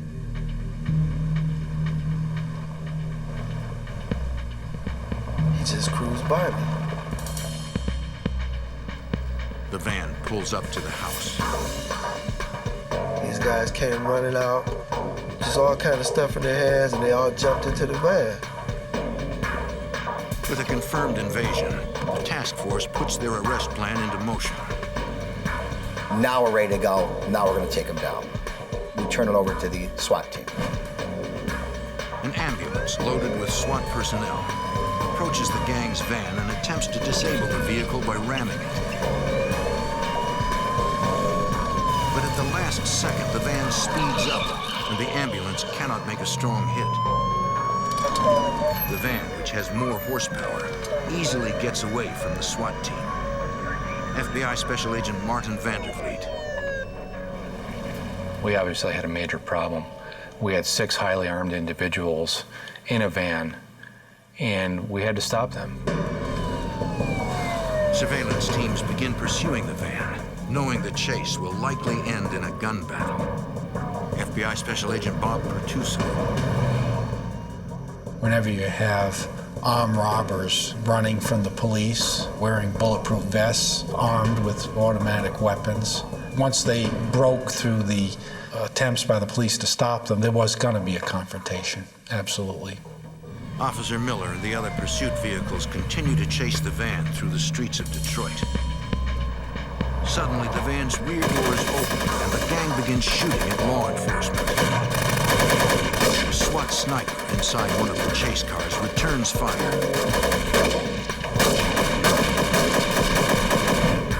At police headquarters, Officer Tom Dunai continues to monitor the chase. It was amazing because of what had happened, how controlled the officers were in the street. There wasn't any panic, but people were screaming shots are being fired. We even heard gunfire over the radio. That's how strong it was. And in my heart, I was scared for the officers at that point. Just stay with them. The chase continues for several miles. Then, inexplicably, the van stops. 4 guys bail out the van. They're firing at me, and I jump out my car, and I fire one shot. I get one shot off of my 9mm, and it jammed. Natural instinct was just, these guys aren't getting away. Let me chase these guys.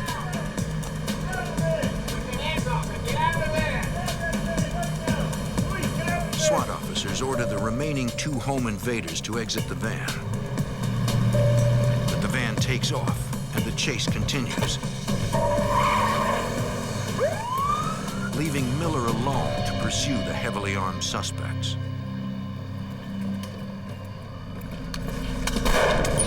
It was like I could feel the bullet going by.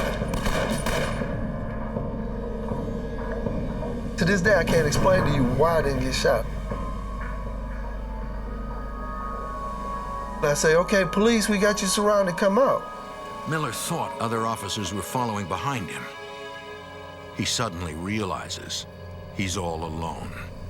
And it's like a ghost town. I mean, nobody there. Even worse, he does not know where his attacker has gone.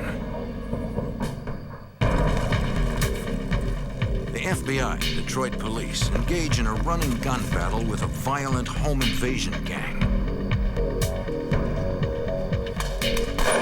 Officer Steve Miller narrowly escapes an ambush. When backup arrives, Miller begins searching for his attacker. We start going up eastbound on Pasadena, just checking. Sure enough, get about 5 houses up, and this guy is laying face down. So I'm like, okay, get up, get up. And, he wasn't moving, kind of lifeless, so I reached around the field, to see if I could get a pulse from him. He's dead. He's dead. He's later identified as Obie Carter, the gang's leader. The subsequent autopsy concludes that Officer Miller's first shot, an armor-piercing round, punctured Carter's bulletproof vest and fatally wounded him.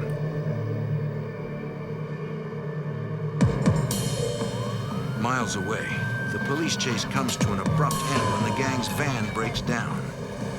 The 2 remaining home invaders jump out of the van. One surrenders, but the other will not go down without a fight. FBI agents pursue the fleeing gunman.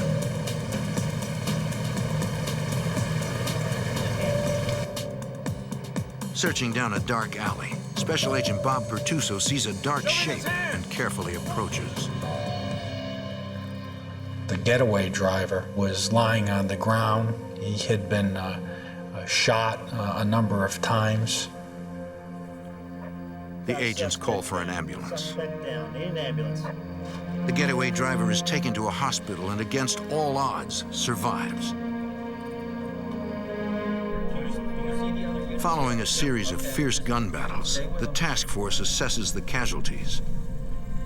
Okay. Hundreds of shots were fired. Incredibly, no one on the arrest team was hit. In their 70s. Our plan worked. Unknown or injured. Did not anticipate the high-speed chase and the violent confrontation, but it happened. It was dealt with effectively. Okay. But only 3 of the 6 gang members involved in the chase have been apprehended. Detroit police officer Tom Dunai tries to locate them. Detective Barry here. What I had done was call local hospitals to find out if anybody was admitted with a gunshot wound.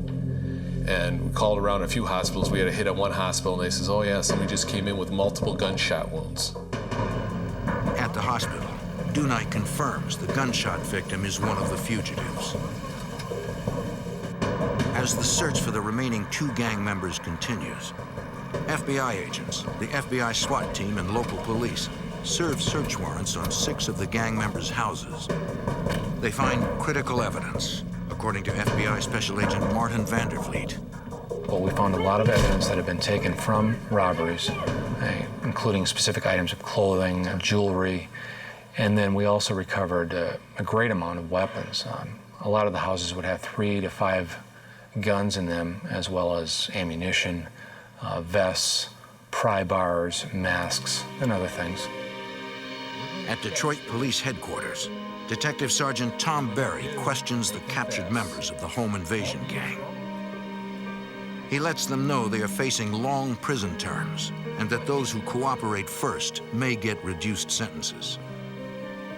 Probably 95% of them told us exactly what happened. That's how we were able to identify the rest of the gang, the rest of the peripheral players. Over the following months, the task force systematically arrests gang members. In the end, a total of 29 are convicted and sentenced on federal or state charges in the biggest home invasion prosecution to date. This particular task force, it was the first major task force between the FBI and the Detroit Police Department. We wanted to do a good job for those victims. We made a difference. We really made a difference to the city of Detroit. We did make it a safer place. Well, it just goes to show you that when law enforcement agencies can work together smoothly with the right people, anything can be accomplished. Thanks to the collaborative efforts of the Detroit Police Department and the FBI, the violent home invaders gang is dismantled forever. A contract killing. A brutal murder. A neighborhood in chaos. For the New York City Police Department and the FBI, New York City becomes the front lines in a relentless battle.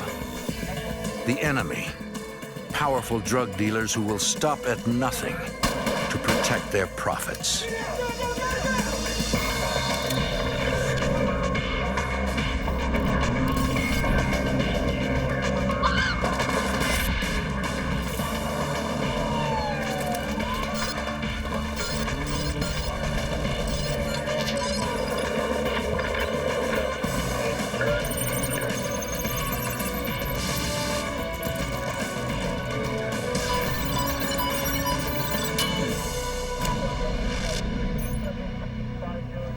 In the 1980s, the drug trade in New York City was a nightmare. Dealers made millions. Street violence was out of control. The NYPD battled the drug gangs, only to become their target. I'm Jim Kellstrom, former head of the FBI's New York office. Hundreds of FBI agents and police officers launched a bold plan to stop the violence and shut down the gang's deadly business.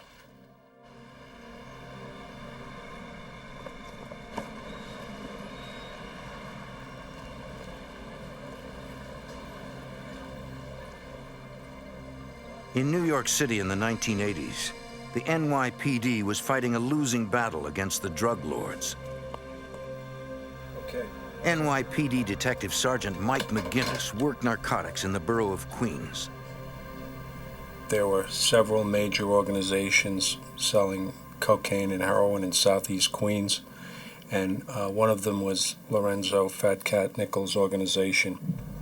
26-year-old Queens native Lorenzo Fat Cat Nichols is a drug wholesaler. He distributes cocaine and heroin to mid-level dealers. His price for a kilo of coke is $50,000. He's worth millions.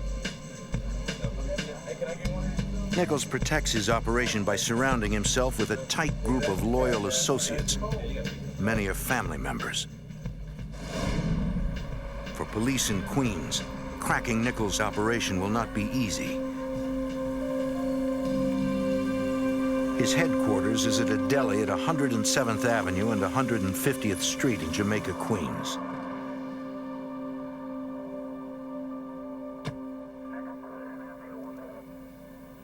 We had conducted surveillances there. We had talked to many informants there. We had done a lot of buy and bust operations there, where we'd send out undercovers and buy drugs, and it was a continuing problem in the area. But we couldn't really make a case at that point against Fat Cat or any of the principals in his organization. That all changed in July 1985. One of our units was doing a buy and bust operation and developed some information that led us to get a search warrant for Fat Cat's grocery store and for an apartment above the grocery store. The informant told us that there was weapons, cash, and numerous drugs stored there. Myself and two detectives went into the grocery store. I went behind the counter, and I walked towards the rear of the counter, and I saw there was a light on in the back room. So I went into the back room. There were three men behind a big desk, and I realized one of them was Fat Cat Nichols. Nichols, put your hands up on the wall. Put your hands up on the wall. Put your hands up on the wall. Police order the men up against the wall. Put your hands on the wall, now. Hands up. Nichols reaches down for something. Check the chair over here. You understand? Under a towel on the chair where Nichols was sitting, Check the chair. detectives find a loaded automatic and a revolver. Those are mine, man.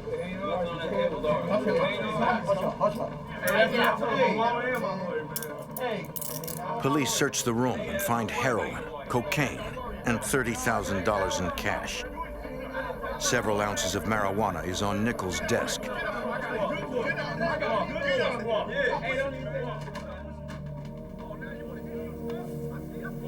The raiding party that went to the second floor apartment found $150,000 in cash in boxes. Wow, that's a lot of cash. Hundreds, perhaps thousands of pieces of cocaine, street cocaine wrapped in tinfoil, and glassines of heroin and additional weapons. Nichols is arrested on drugs and weapons charges. 24 hours later, he's free on $70,000 bail. At the time of his arrest, Nichols was already on parole. He reports to his parole officer to see if the arrest violated the terms of his parole. He tells his parole officer, Brian Rooney, that he was only in the grocery to order a sandwich. Take care of this for me, man. That's what we're going to try to do. All right, thank you. Just have a seat right here. Okay. All right, thanks. Rooney calls McGinnis to check his story out.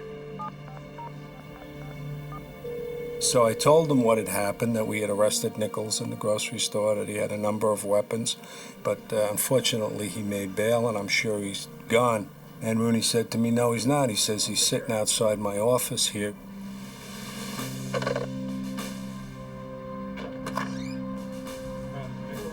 Rooney rearrests Nichols on the spot for violating his parole. Now, for Nichols, what that meant was, even though he had made bail on the case where we got him, He was in on the parole violation, and there's no way around that. You can't get bail on it. So not counting the trouble that he was in with me, he owed 14 years to the state. So he was in big trouble. A week later, McGinnis and Rooney testify at Nichols' parole hearing. I briefly described what had happened that night, and the adjudicator immediately continued his violation of parole, which meant he was in. He was entitled to one more hearing like that, and then he would go back in for the remainder of those 14 years. But the drug dealer has no intention of letting that happen. 2 months after the hearing, Nichols' parole officer Brian Rooney gives a co-worker a ride home from work. He drives through South Jamaica, a neighborhood in Queens. He knows this section of Queens is dangerous.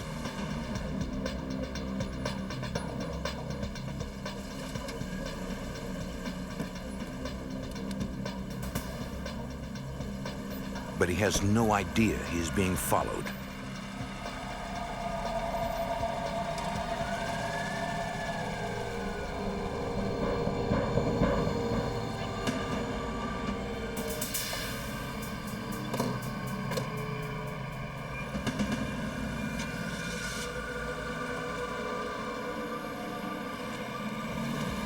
Suddenly, a car pulls up beside him.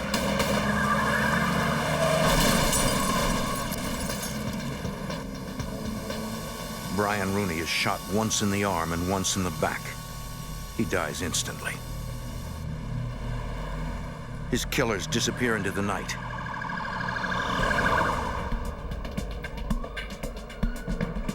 Police arrive quickly, but there is nothing they can do.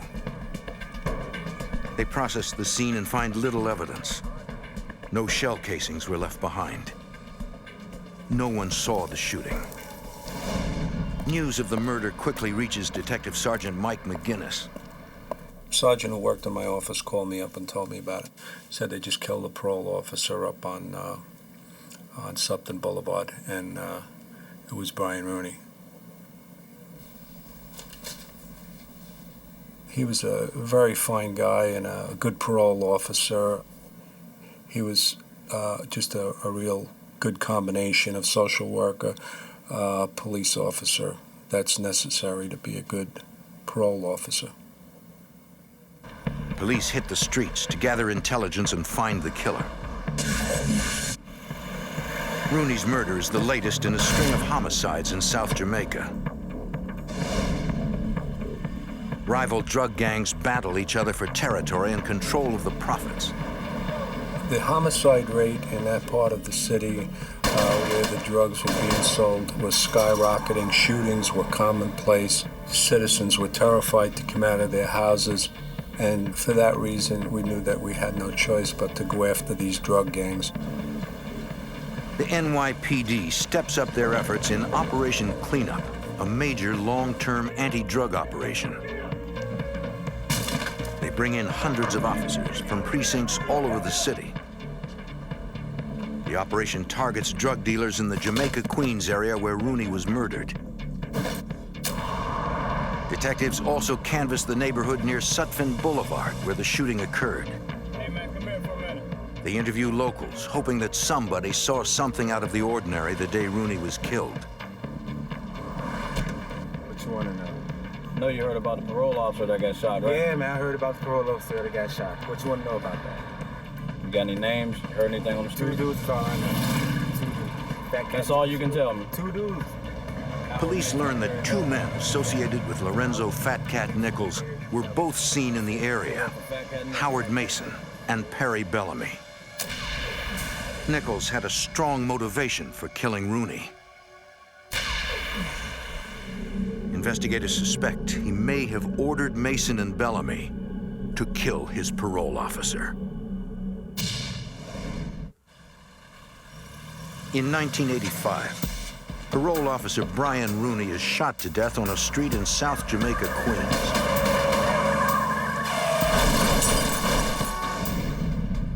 Police suspect that one of his parolees, Lorenzo Fat Cat Nichols, ordered the hit.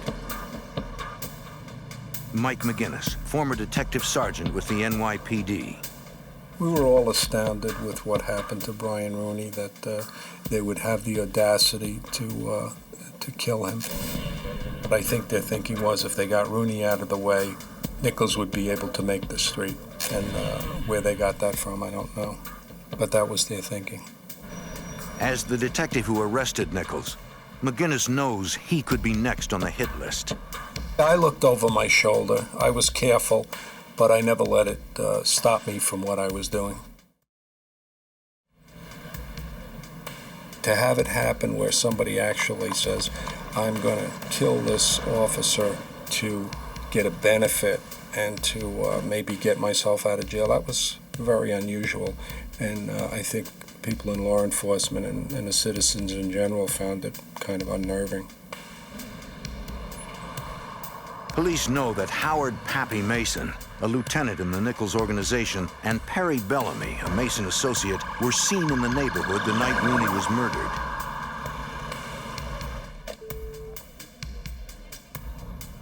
An anonymous caller claims Bellamy was outside the car when Rooney was shot. The next day, another informant tells detectives where to find Bellamy. The tip leads investigators right to him. Stick your hands up on the wall! What? Stick your hands on the wall now! Stick your hands on the wall! Bellamy is picked up on the street in his neighborhood and brought in for questioning. You understand me? I got my rights!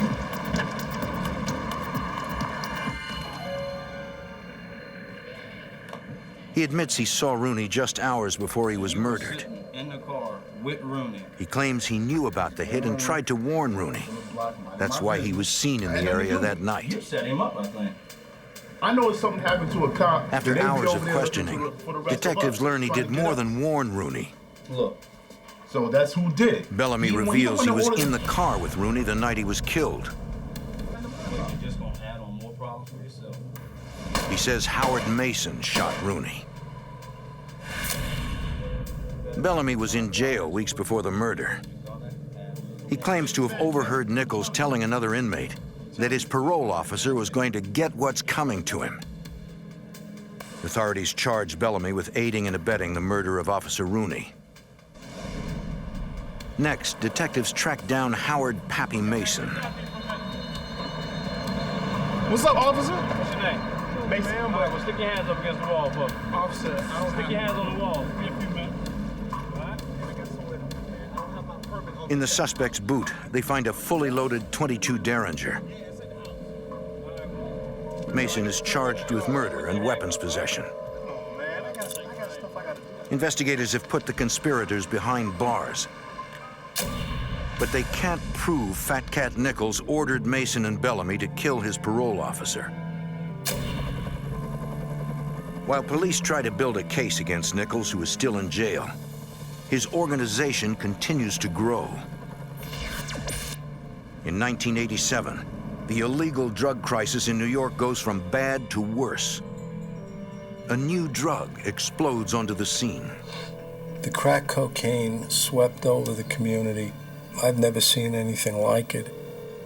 FBI Special Agent David Higgins worked drug cases in New York. Okay. Basically, what happens in the preparation of crack, you can take a relatively small amount of cocaine and combining it with other ingredients, you stretch it tremendously so that something that might have been sold previously as a gram amount for $100 could turn around and make the drug trafficker $1,000. The drug sells cheap, as little as $2 a vial, and it's highly addictive. For a working-class neighborhood like South Jamaica, crack cocaine is the perfect storm. Because of the high level of addiction, the drug users were repeatedly looking to get high, and therefore they were out trying to find sources of income anywhere they could. Naturally, they turned to crimes such as burglary and robbery, and of course, the general level of crime in these neighborhoods increased as a result. The NYPD steps up its efforts. They rename Operation Cleanup Operation Queens.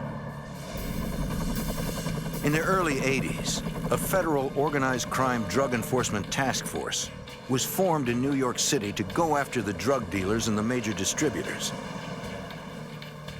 Special Agent Richard Martinez was assigned to the task force. It was set up as an organization that utilized FBI, New York City Police Department, Drug Enforcement Administration, and other agencies to coordinate a direct attack against these elements. Here it is, right here, South Jamaica, okay? The OCDF task force was divided up into squads, and each squad had its own mission to accomplish.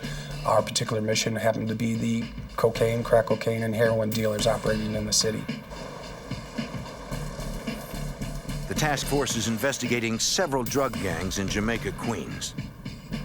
We felt that was the best thing we could do for the citizens in that community, was to get as much power into this group as that was going to go after these guys.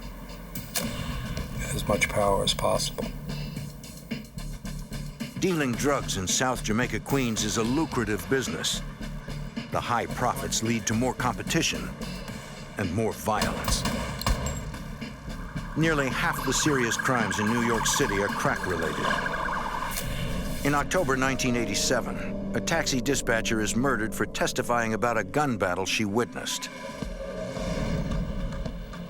A month later, a Guyanese immigrant complains to police that drug dealers have been selling crack on his street.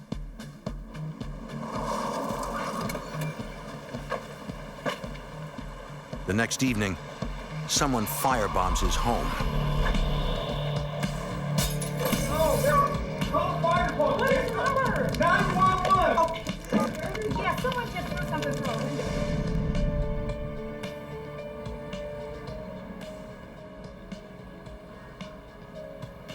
NYPD officers from the 103rd Precinct in South Jamaica are assigned to protect the witness and his family. But the threats continue. Thomas Godbolt, a member of Lorenzo Fat Cat Nichols' organization, approaches the witness on the street. Godbolt says he has 3 weeks to leave the neighborhood, or his entire family will die. You understand me? I hate what you're saying, man.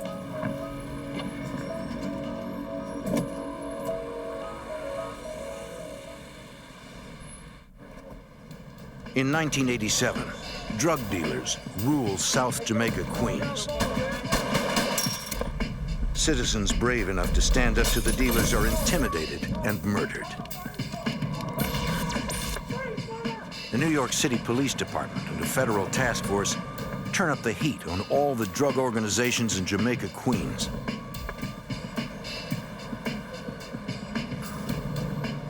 They make over 2,000 arrests for the sale and possession of drugs in the 4 months between October 1987 and January 1988. In late January 1988, one of Lorenzo Nichols' lieutenants, Thomas Mustafa Godbolt, is sent to Rikers Island for threatening the Guyanese witness. On February 24th, Howard Pappy Mason, suspected of shooting parole officer Brian Rooney, is convicted on a weapons possession charge. The next day, Lorenzo Nichols is sentenced to 25 years to life on 11 counts of drugs and weapons possession. We had cut off the head of the snake and caught a couple of his top people with him and had a great case, and so we really felt we had put that organization pretty much on the sidelines. The NYPD and the FBI are making headway in the battle to take back the streets of South Jamaica from the drug dealers. But the war is about to take a dark turn. February 26, 1988, just days after Nichols and Mason were convicted, Officer Edward Byrne is guarding the Guyanese witness.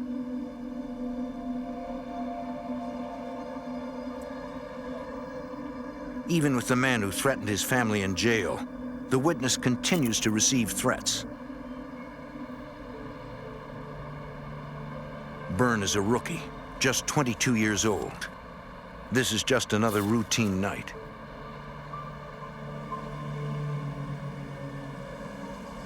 At 3 a.m., a car drives past Officer Byrne's position. There are 4 men inside. The sedan drives around the block and out of sight.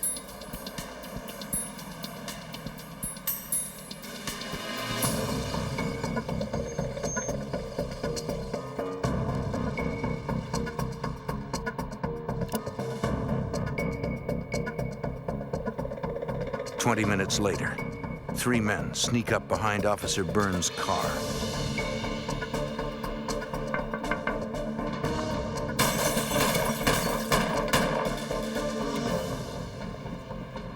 The witness hears the gunshots. At 3:28 a.m., dispatch sends out the call, "Officer down" in Jamaica, Queens. Police arrive at the scene minutes later. Both front windows of Officer Burns' police cruiser have been shot out. The rookie cop is dead. Every police officer responds to that. Every police officer takes that personal when a police officer is murdered. The witness Officer Byrne was protecting tells police he heard the shots and saw several men get in a tan-colored car and speed away. Investigators find an abandoned 1976 tan Olds Cutlass parked about 2 miles from where Burns was shot. They find nothing in the car linking it to the murder. Right after the murder of Officer Byrne, the New York City Police Department started cracking down on all the drug dealers. A tremendous amount of heat was put on all the drug dealers in Jamaica, Queens. They wanted the murders of Officer Byrne. Hundreds of police officers working 12-hour shifts blanket 3 precincts. The 103rd, the 105th, and the 113th in southeastern Queens. They raid nearly 200 locations and question more than 300 suspected drug dealers.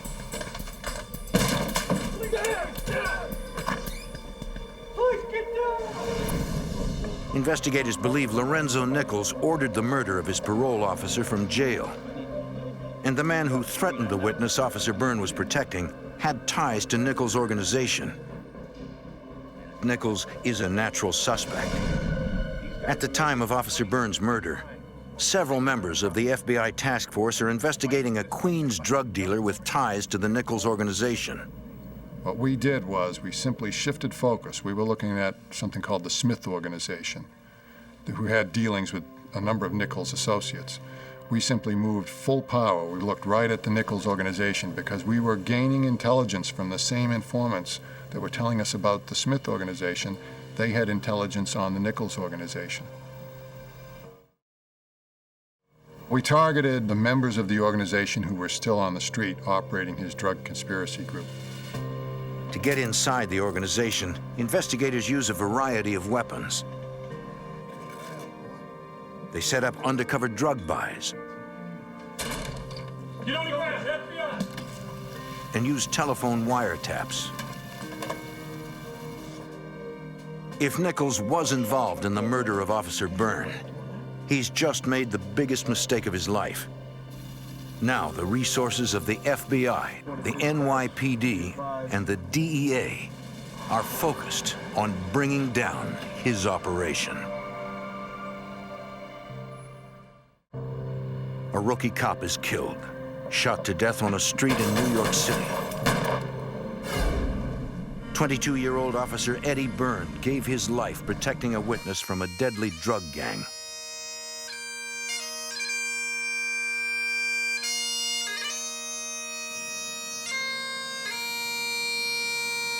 On February 29th, Officer Eddie Byrne is laid to rest.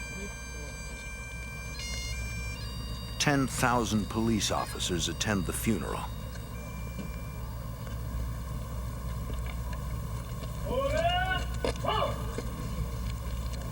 You can't kill a police officer and get away with it. Special Agent Richard Martinez. That's why police react so quickly. You can't kill a police officer and get away with it. New York City Mayor Ed Koch vows to find those responsible. The city offers a $10,000 reward for information leading to the conviction of Byrne's killers. The community is outraged. After years of being intimidated, they are fed up with the drug dealers. Special Agent David Higgins. Shootings would take place at any time of day. Many times bystanders, innocent bystanders in the neighborhood would be caught in the crossfire. And there were a number of notorious cases in which children were killed as a result of these shootings. Police set up a hotline to field tips. They answer 400 calls every 8 hours. Within days, the reward money climbs to $130,000. 3 days after the shooting, an anonymous caller says he knows who shot the cop. The detective convinces the caller to meet him. The tipster tells police the shooter was Todd Scott. Police are familiar with Scott. He's a suspect in the murder of a prostitute. Detectives go looking for Scott. At the apartment of a relative, they find a witness who is willing to talk. He tells detectives he knows the men who carried out the shooting. He was present when the hit was planned, and he knows who ordered it. On February 24th, only hours after his conviction on a gun charge, Howard Mason called one of his dealers, Philip Copeland, from a payphone at Rikers Island. The next day, Copeland met with fellow gang members Todd Scott, David McClary, and Scott Cobb in an apartment 10 blocks from the murder scene. Just got back talking to your boy Mason, man. Copeland told them the boss is mad. He ordered them to hit a cop, any cop. We gotta take out a cop. The price of the contract was $8,000. Gotta take him out. According to the informant, the men drew straws to choose the shooter.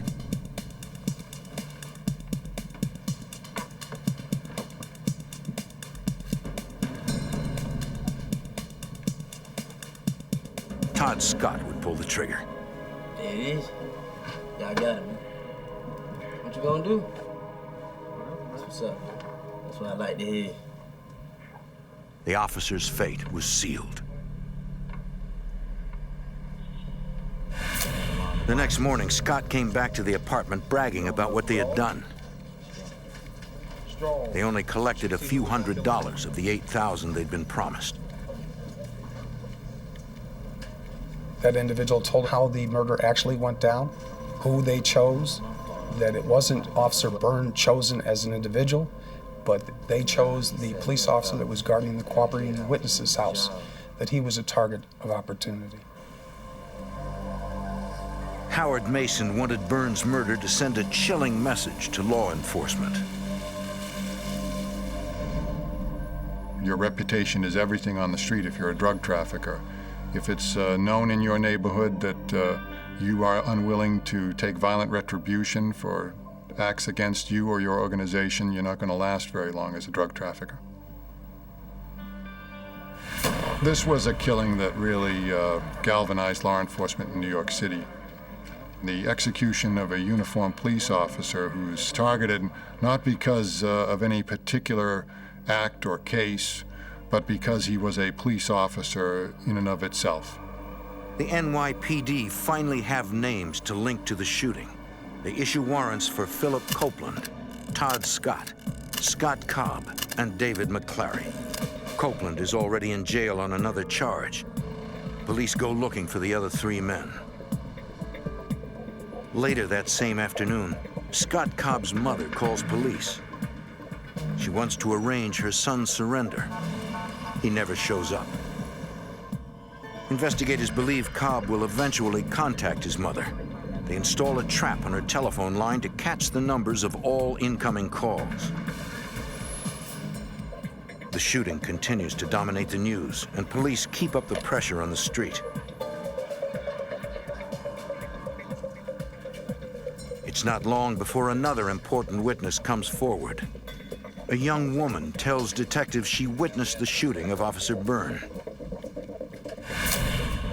The woman said she was on the street when she heard a shot and saw men around the police car. She hid behind a car until the men left. She doesn't think they saw her.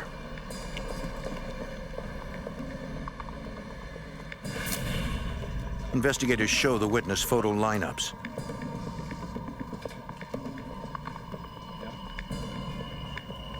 She confirms Todd Scott as the man she saw at the passenger window of the patrol car. She also identifies David McClary as the man standing by the driver's side window, and Copeland is the man she saw standing behind McClary. Police now have a witness to the shooting. They need to find the 3 suspects still at large. The day after the trap on Scott Cobb's mother's phone is set up, police get a hit. An incoming call is traced to an address in Queens Village. It's one of several safe houses owned by Howard Mason.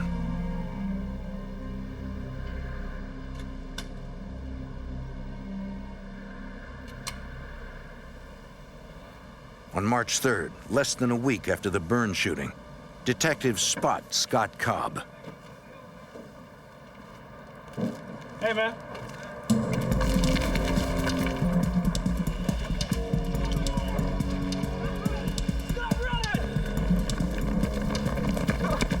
Freeze!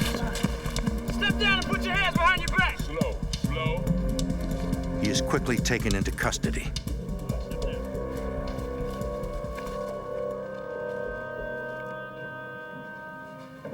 Police search the safe house. In the basement, they find Todd Scott.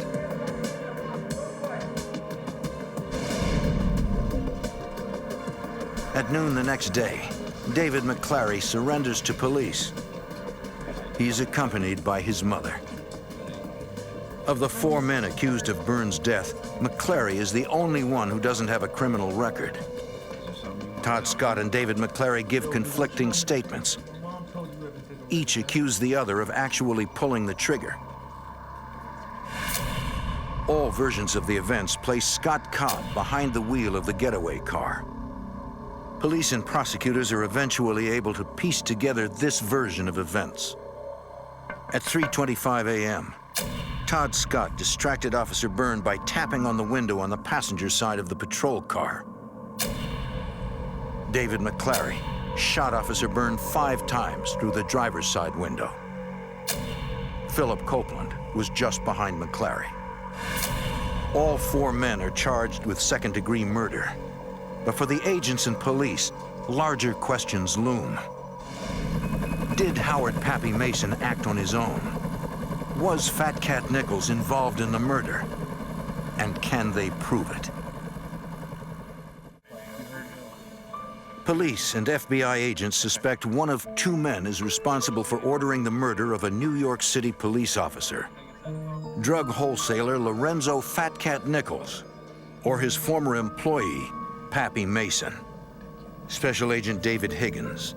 The murder of police officer Byrne was a state investigation. It was conducted by the New York City Police Department.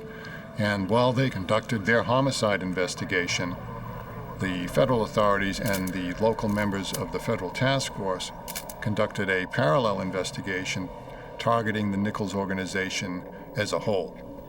Investigators realized that it's not enough to put the organization's leaders and their lieutenants in jail. If they hope to stop the violence, they must destroy the gangs. Fat Cat Nichols' drug operation is huge. It brings in over $20 million a year. We had already established through informant information that the Nichols Organization Nerve Center was the Big Mac Deli located in the Laurelton section of Queens, New York. We immediately obtained subpoenas to examine the telephone toll records for that location. To investigate this large and dangerous organization, the FBI turns to wiretaps. Special Agent Richard Martinez is the assigned case agent. Only that type of investigation can collect information on major conspiracies. When an undercover officer deals with one person buying drugs, he's dealt with 1 or 2 people. To get an enterprise or an organization, you need the ability to wiretap. Agents wiretap Nichols' headquarters, but they immediately run into a problem.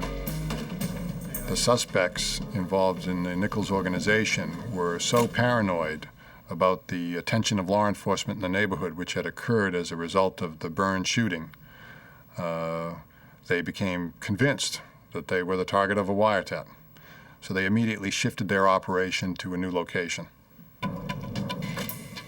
The agents target Nichols' family. A week after the shooting, the FBI begins wiretapping Lorenzo Nichols' sister. We knew that a lot of mid-level distributors were dealing with her. So hers was an ideal phone to get into. She was talking to Lorenzo Nichols. She was talking to about 12 mid-level distributors that she was bagging for.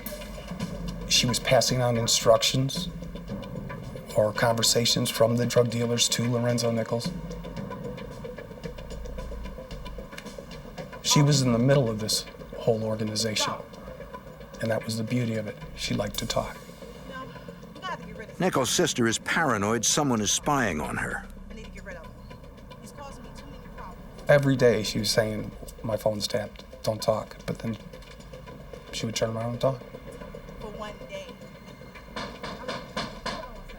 At times she would leave the phone off the hook, which is basically a bug into her house. And you could hear her have conversations with these guys when they would pick up their drugs. Hurry up. Over the wiretap, the FBI intercepts a key call between Nichols and his sister. They're talking about Pappy Mason. In one particular conversation, she discussed why Pappy Mason had done that thing, a reference to the actual murder of Officer Byrne. And Lorenzo responded that he didn't know why he did it. Pappy Mason had a reputation of being a kind of violent guy, and Lorenzo, near the end, was kind of pushing him away.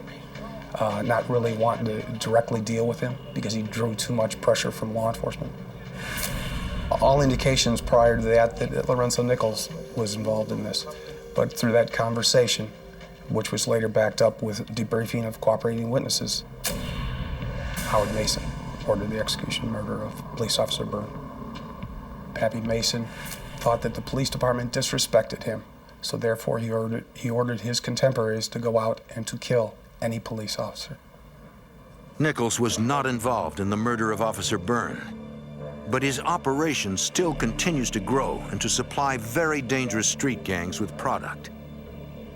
We were able to establish from listening on the telephone that, in fact, Lorenzo Fat Cat Nichols was communicating with core members of the conspiracy. Every week or 2 weeks, a group of individuals would go up and have meetings with him and receive orders from him in person as to how the operation was to be managed. Agents place a microphone in the visiting room at Rikers Island. They try to listen in on Lorenzo Nichols' meetings with his lieutenants.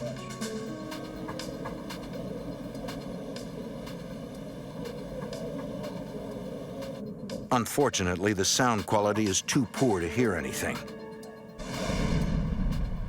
Agents and police continue to build a case. We learned their methods of distribution. We learned their methods of drug preparation. We were able to identify some of their sources of supply, who was communicating with who, how it was done, what the level of their trafficking was, who some of their customers were as a result. And it established a hierarchy of the organization for us. Yes. We continued to conduct surveillances related to the information that we received from the wiretap. But surveillance is difficult. Most successful drug dealers are savvy and know how law enforcement gathers information. The drug traffickers employ counter-surveillance techniques. They actually pay people on the street for a radius of several blocks to maintain a lookout for police authorities in the area. When agents get enough information from the wiretap, they make arrests. If at a time, say, for example, we intercepted a call in which there was a drug transaction occurring or a transport of drugs from one location to another location, I could say to the investigators working the case, we need to take this load off. After 5 long months, agents meet with the prosecutor. It was time to put some charges on some subjects, to get some cooperators, and to execute the search warrants, to get the guns, to get the drugs that'll confirm the conversations that you had. Martinez feels they have enough probable cause to issue arrest and search warrants. You got to know when it's time to bring the case down. And that's when we brought this case down in August. The prosecutor agrees. It's time to take down the Nichols organization. After 5 months of investigation, Special Agent Richard Martinez plans a complex and potentially dangerous arrest operation. The goal is to completely dismantle the Nichols drug organization. The jury needs to hear 3 things to prove guilt beyond a doubt. 1, they want the testimony of somebody inside, a cooperator. As an investigator, I want to provide tapes of the participants in the organization in their day-to-day activities. And lastly, physical evidence. The arrest operation will hit over 20 locations. Agents believe the search warrants will give them the physical evidence they need: guns, drugs, and money. They also have arrest warrants for 38 members of Nichols' organization. They hope a few of these people will turn and become cooperators. When a jury looks at a cooperator, the conversations that have been either intercepted through Title III or consensually recording, and physical evidence, and they all say the same thing, there's only one verdict that a jury can come back with, and that's guilty. Agents prepare affidavits and coordinate the 400 bodies needed to execute the operation. Everyone involved understands the risks. There's always danger when you're executing arrest warrants and search warrants. You never know how a person's going to react. That's why you go well-armed and well-equipped and with enough people to control the scenario to minimize that potential violence. August 11th, 1988. The affidavits have been written. The arrest and search warrants have been issued. The arrest teams are prepared. Everything is in place. Everybody knows what they're going to do, knows who they're going to pick up, knows where they have to go, and it's just time to execute. Several of the targeted locations are very dangerous. In this case, we deployed 3 SWAT teams in 3 locations in which we thought we might have a potential violent reaction.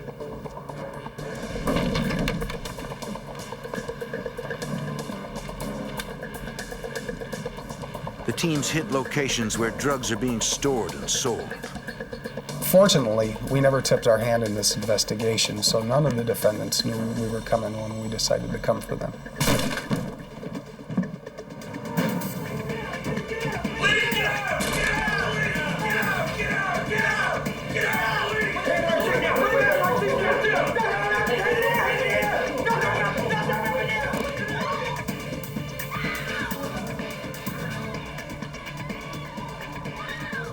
Nichols' sister is surprised by the arrest team. She reacts with anger. This was a unique investigation that mothers of the main subjects of this case were involved. Lorenzo Nichols' mom was involved. Howard Mason's mother was involved. Howard Mason's mom we arrested with kilos of crack cocaine and a handgun in her residence.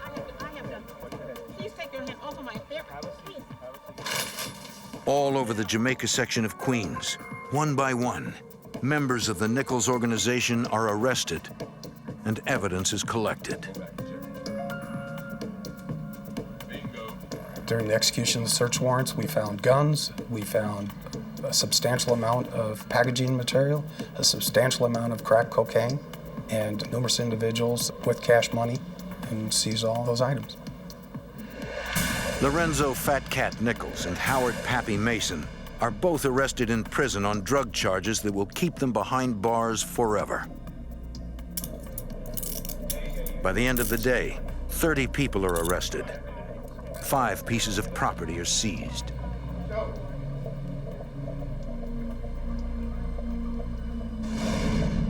Nichols' sister and other key players in the organization decide to become cooperators.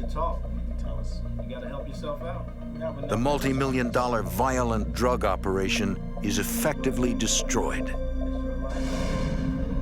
For Lorenzo Nichols, it was the murder of Officer Edward Byrne, a murder he had nothing to do with, that finally brought down his drug empire.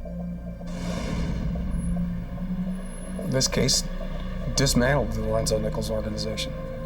Lorenzo was convicted and went to trial. Every member of this organization that was charged was convicted and went to prison. In 1992, Lorenzo Nichols also pleads guilty to ordering the murder of parole officer Brian Rooney. Later that same year, there is a surprising development in the Rooney murder case. Randolph Lucas is arrested on an unrelated charge and confesses his involvement in the crime. He claims his brother Eric drove the car and that he shot and killed Brian Rooney. They were hired by a Nichols associate to hurt Rooney, but they panicked and fatally shot the parole officer. No one knows why Perry Bellamy claimed to have been at the scene that night, and why he said he witnessed Howard Mason shoot Brian Rooney. The NYPD anti-drug operation and the federal task force targeting Queens drug dealers had a decided effect on drug-related crime in New York City. FBI Special Agent David Higgins. The task force cases in New York sent the message to the streets eventually that crime doesn't pay, that if you're going to be involved in violent drug trafficking in New York City, you're ultimately going to face justice in a federal court. I believe that message resounded on the streets because the crime rate in New York City and other major U.S. cities, the violent crime rate dropped significantly in the 1990s. And it's my belief that it dropped because of all these successful prosecutions. Brian Rooney's name was placed on the memorial for parole officers killed in the line of duty. A foundation was created in Officer Edward Byrne's name. Their legacy is the destruction of a deadly organization that threatened the neighborhoods they had sworn to protect.